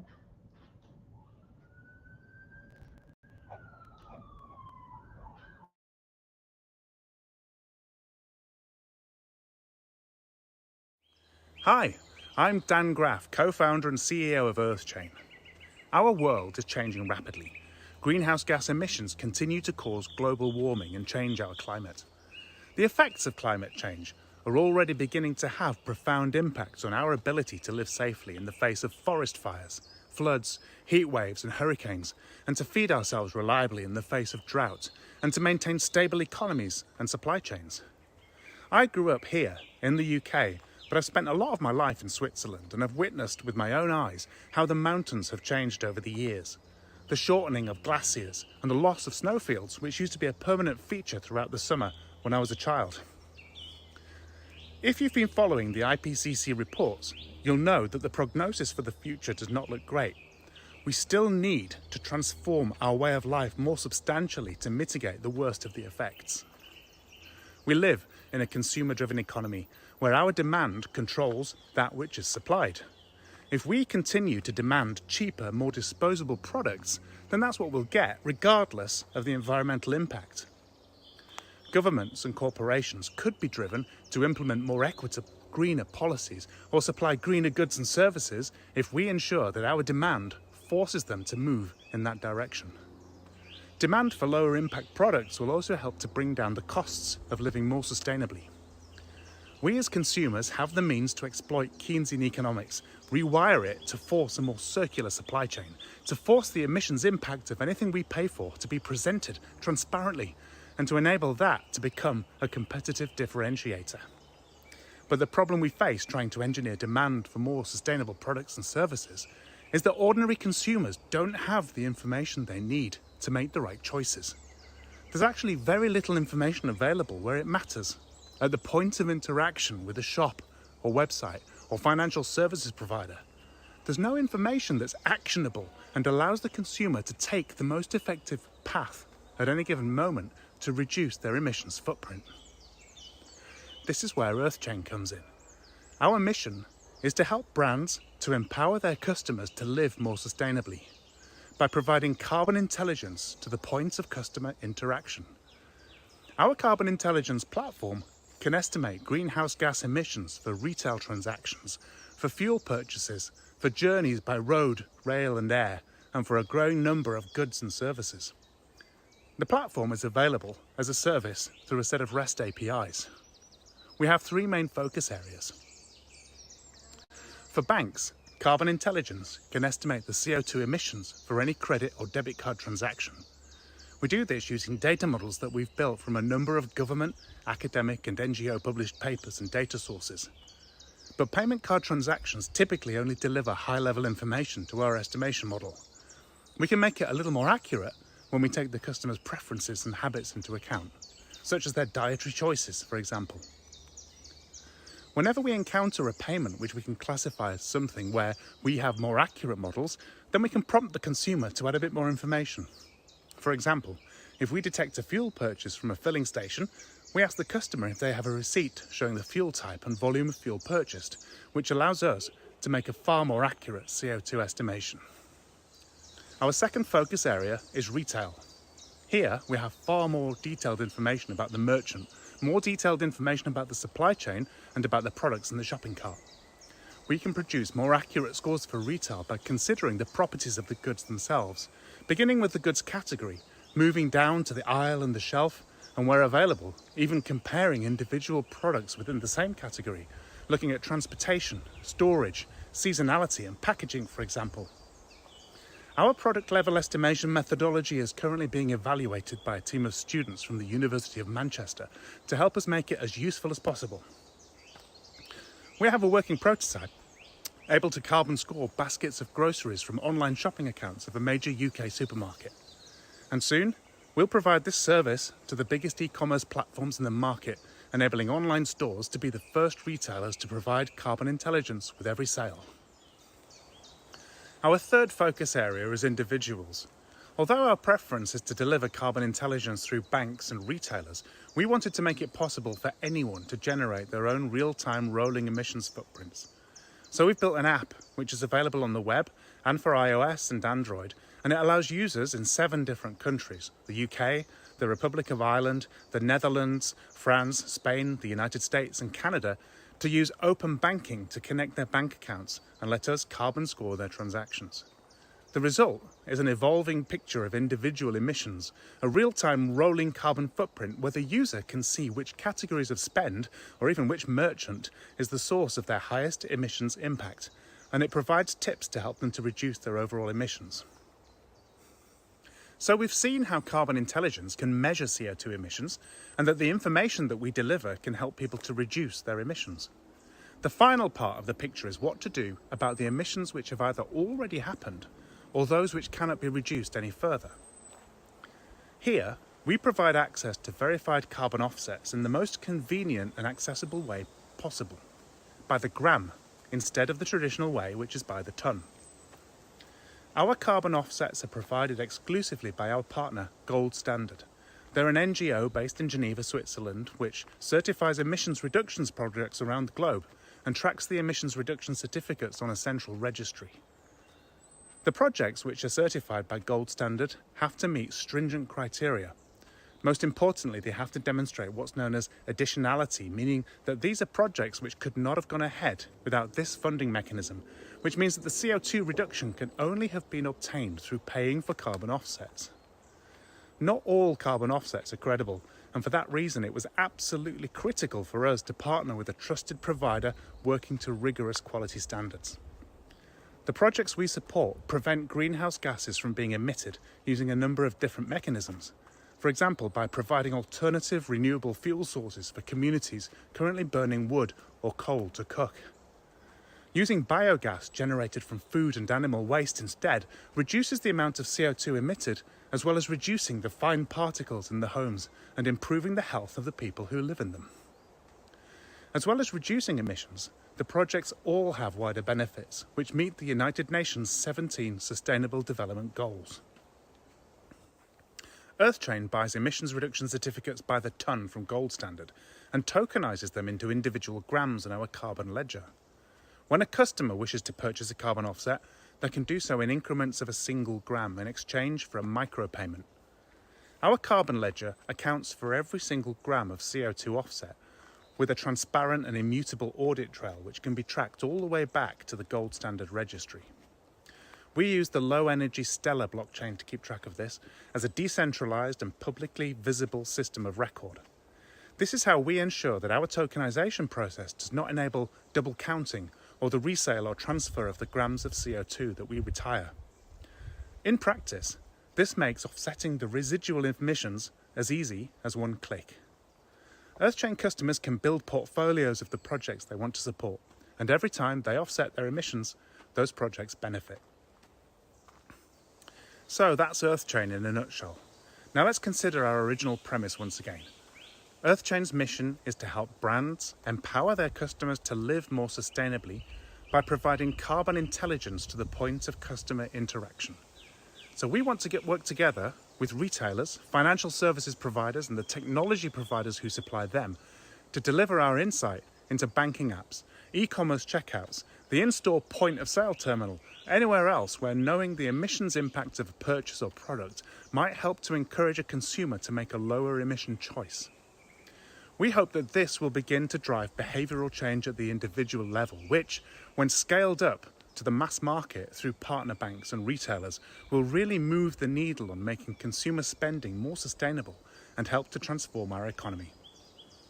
Thanks a lot for watching. Please let us know if you have any questions or if you'd like to learn how you can work with Earthchain to bring carbon intelligence to your customers.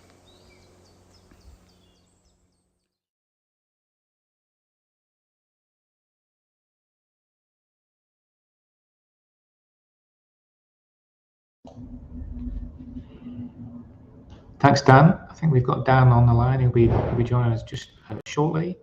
Here he is. Here I come. Can you? Here you come. You're coming in. I can hear you now. The first question is where was that walk that you did? Oh. And you got the weather for it, didn't you? I did. That was in the lovely Weldrake Woods. I live in Weldrake. It's a village just outside York, and there's some beautiful woodland there, which has been partly reforested recently as well. It's gorgeous. Yeah. Fantastic. So obviously this is a subject close to our heart with our Planet Data series and our work on Net Zero with Powered Up. I've got a couple of technical questions actually. So you were rightly cautious about carbon offsets there, and then your use of a ledger to manage carbon by the gram. How are you seeing people take that up? Is it something that you see as really important to your product, or is it like a useful add-on?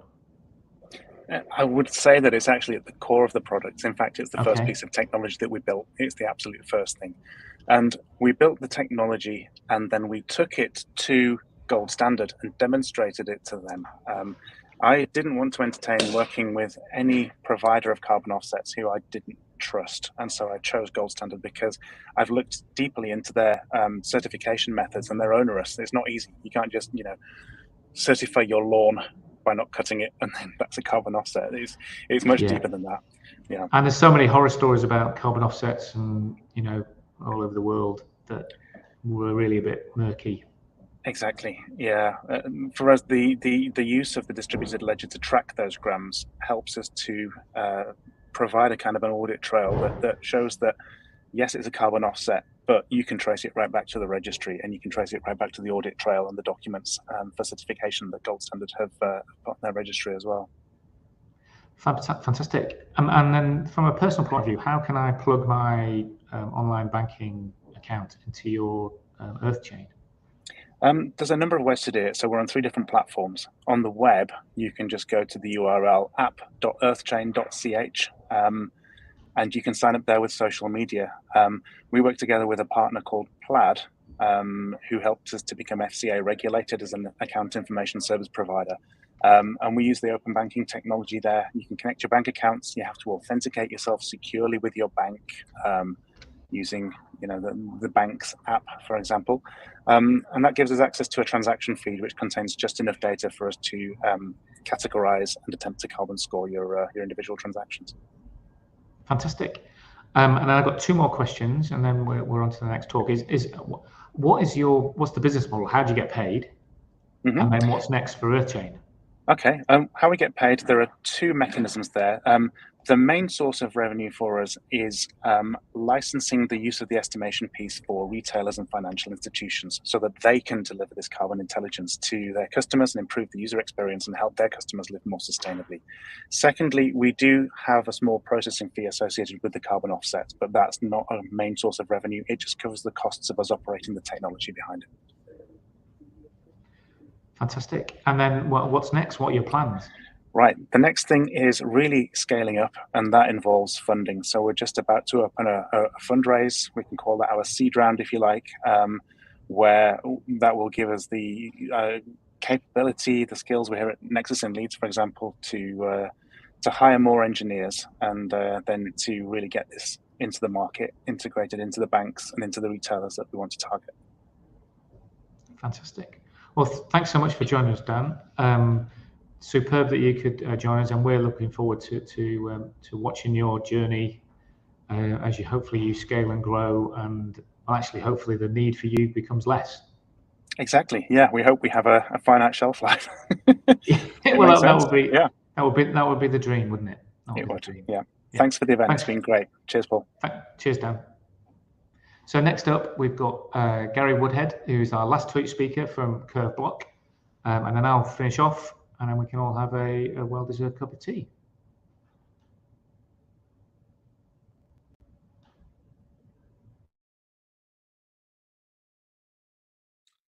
Hi, everybody.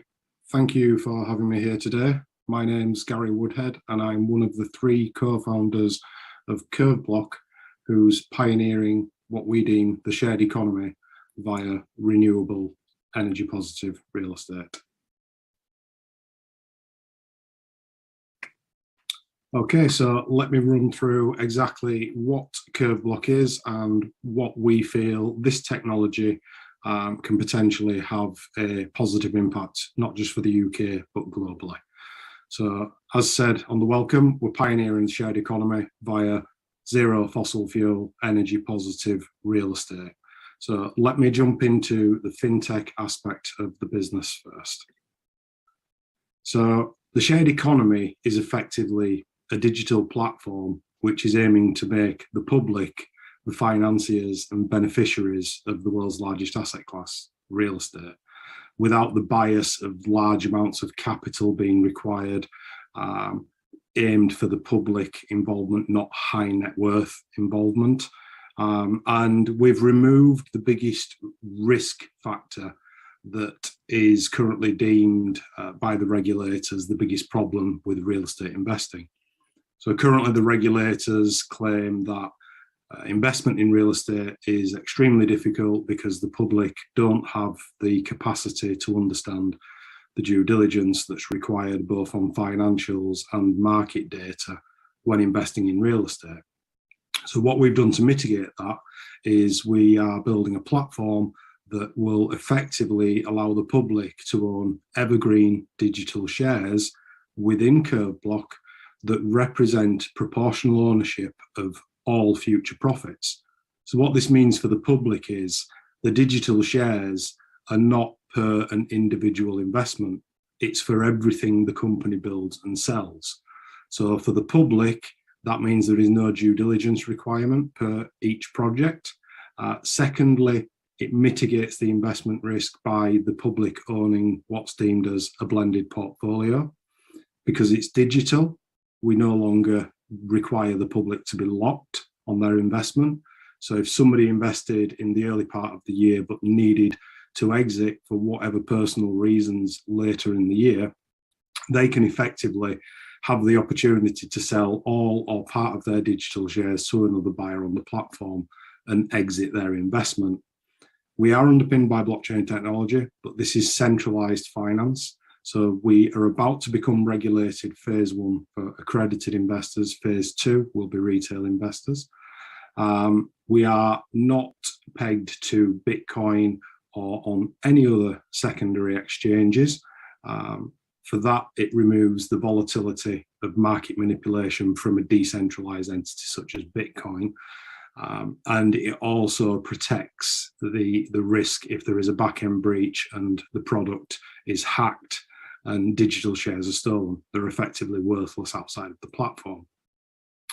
So what this will bring to the public is effectively the opportunity for them to replicate how the institutions and high net worths make millions and compound their capital annually, biannually within the real estate sector, irrespective whether the public have only got £10 or £100 to be involved. So where the profits are actually made is, I'll just move my head. So the profits are made through the construction and sales of real estate product. Everything from social housing, mid-level housing through to bespoke housing, as well as lodge stroke bungalow type product. There's 3 examples for you on the screen. The top one was the prototype house, which was revealed just over a year ago. The bottom one is a detached bespoke house currently being built by one of our investors. And the middle one is what we class as the holiday lodge stroke bungalow. What's interesting with the real estate where we make the profits is it requires 0 fossil fuel. So you have a product that doesn't need traditional energy. It will run from renewable energy, all generated by the asset. And they are producing renewable energy far surplus to the requirements. So to give you an example, the lodge in the middle has a maximum capacity of 21,000 kilowatts per annum. An average lodge uses around 3,000 kilowatts per annum. So that renewable surplus can be dealt with in various avenues. It could be stored in batteries. It could be used to charge electric vehicles for free. It could be monetized and sold back to the grid, or it could even be rerouted to power other buildings close by that are currently running on traditional fossil fuel energy. We believe this is the future of the real estate market, both on the holiday side as well as the residential dwellings. And currently we're pushing on open doors with regards to this product and this innovation. We currently meet 9 of the 17 United Nations Sustainable Development Goals, which is for us is a huge positive. A lot more businesses are now trying to push to bring inclusion of some of these goals into their business models. So the business model in question on the fintech, the shared economy side, it's a very simple one. So effectively the public become the collective investment, the financiers of the real estate sector. Development land is purchased, the houses are built, the houses or lodges are sold, and the profit is shared equally, i.e. the shared economy. So as you can see from the pie chart on the right, 47.5% of profits go to the public, 45% of the profits go to Curve Block, which are tipped back into more projects, and finally 5% of profits go to charity to tackle the housing and homeless crisis, which the public control where that goes via voting rights on the blockchain through the platform. So the traction so far, we were a concept business in Q4 of 2018. We moved forward with the clickable MVP as an indicative product for potential investors. During our early roadmap, we had a private round where we saw 2.9 million digital shares sold for the upcoming platform. We currently have 37 angel investors and 1 venture capitalist. As you saw, we've revealed the house prototype, and currently the pipeline of real estate development is north of 150 million gross development value. The team, so there's the 3 founders, myself, Matthew and Joey. We have 3 venture partners with backgrounds from banking through to venture capitalists. The charity side of what we're doing, i.e. the 5% that goes to tackle the homeless and the housing crisis, we currently have 2 ambassadors, both local Yorkshire people. Anthony Cotterill, who's a 2 times Paralympian, Team GB, as well as Keith Madeley, MBE, affectionately known as Mr. Yorkshire. During stealth mode, we've actually been spotted by some people and managed to win awards. So we hope this will only move forward and see continuation of recognition through what we're doing to make positive change for the people and for the planet with regards to renewable energy. Some of the ecosystem, we have Omniflow from Portugal, Loyal VC, Electric Zoo, Founder Institute Silicon Valley, CMS were part of their scale-up program known as Equip, as well as the Cones books for children's education, which we will be using what we're doing into a children's book to tackle that market of education for the next generation. The tech stack, so we are being built out currently by Exelidia Ventures, who are based in Leeds as well as Dubai.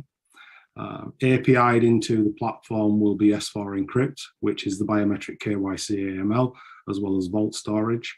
And the protocol that we're going to be building off on the platform will be Solana.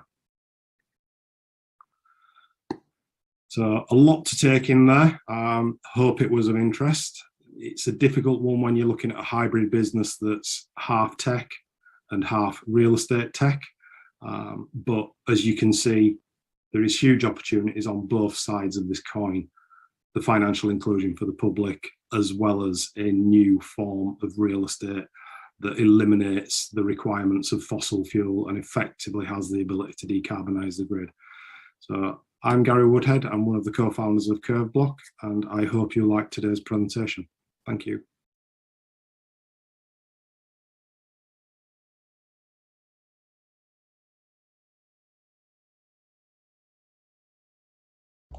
Okay, last but definitely not least, in the Northernlands 4.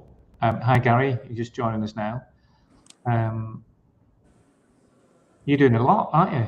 So you're decarbonising the grid, you're solving the housing crisis, you're implementing a shared economy, and you're doing it in a startup in Leeds. So what's your build program? How many units are you going to do in 2023? Oh, wow. How long's a piece of string? Obviously twice half its length. But yeah, thank you for today, Paul. Yeah, there's a lot. There's a heck of a lot happening.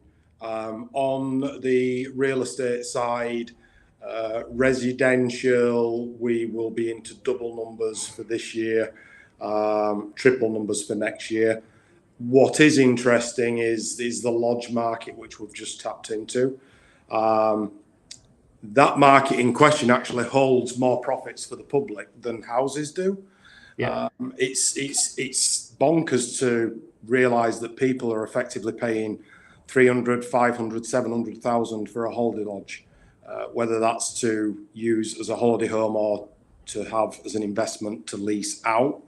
But the lodges, what's really interesting with regards to capacity for this year, it only takes 2 weeks to build one, and then deliver it and effectively install and sign off. Now, with regards to... Can I just comment? So these are super efficient, energy positive builds that you then export energy to the grid, is that right? Yeah, so basically they have several technologies integrated into them. So they're all non-reliant on fossil fuel, all energy positive. The lodge, you're looking at 21,000 kilowatts, whereas the consumption is, say, 3,000. So what the owner can choose to do, you could charge your EVs, as I've mentioned, you could monetize that and sell that to the grid. There's a thing available now called grid balancing, which is available via the Unicorn Octopus and their tariff. And what that effectively allows the grid to do is to draw from your renewable energy when they need it more and give you it back when there isn't a large requirement.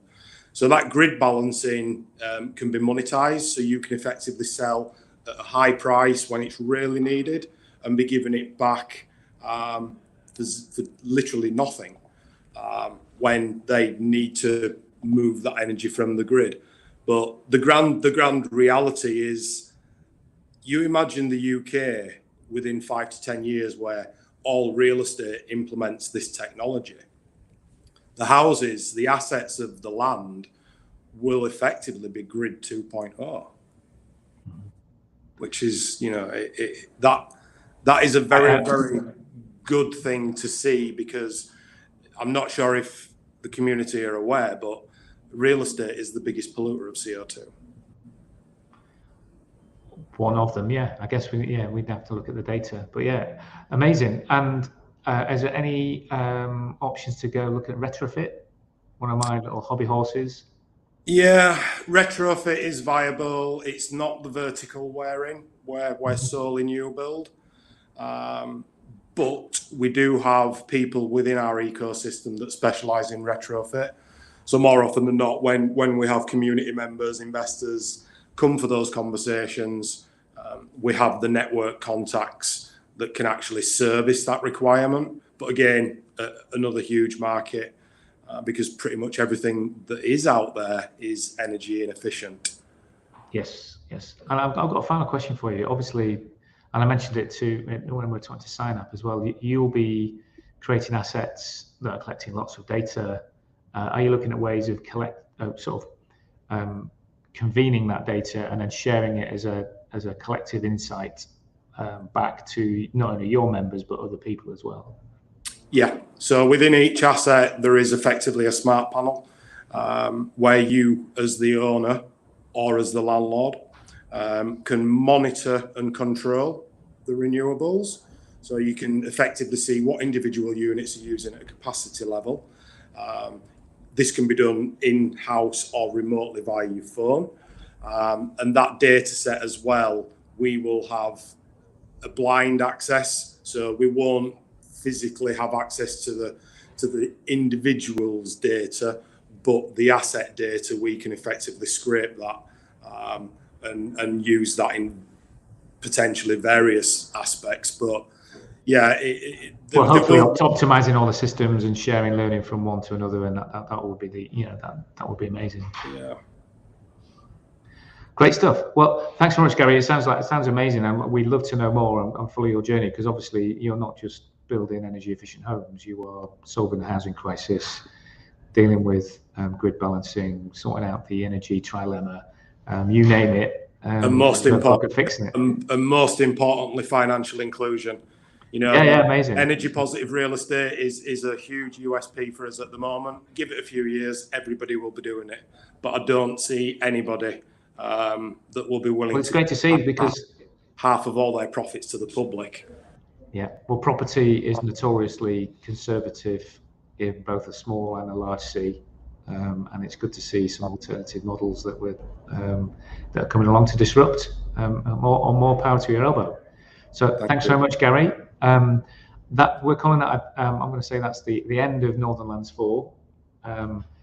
We will be doing some work between now and September, when the large full digital festival, Leeds Digital Festival, happens, and we'll be connecting with startups and organisations in the Netherlands and bringing them back to here, and then following on to what we do next with Northernlands 5. So thanks very much, everyone. Everything will be on the web as always. All the videos will be uploaded almost immediately this afternoon. And then what we'll do is keep you all in contact. Use what you find here to do next. And we'll speak to you all soon. Thanks very much. Here's to the next one.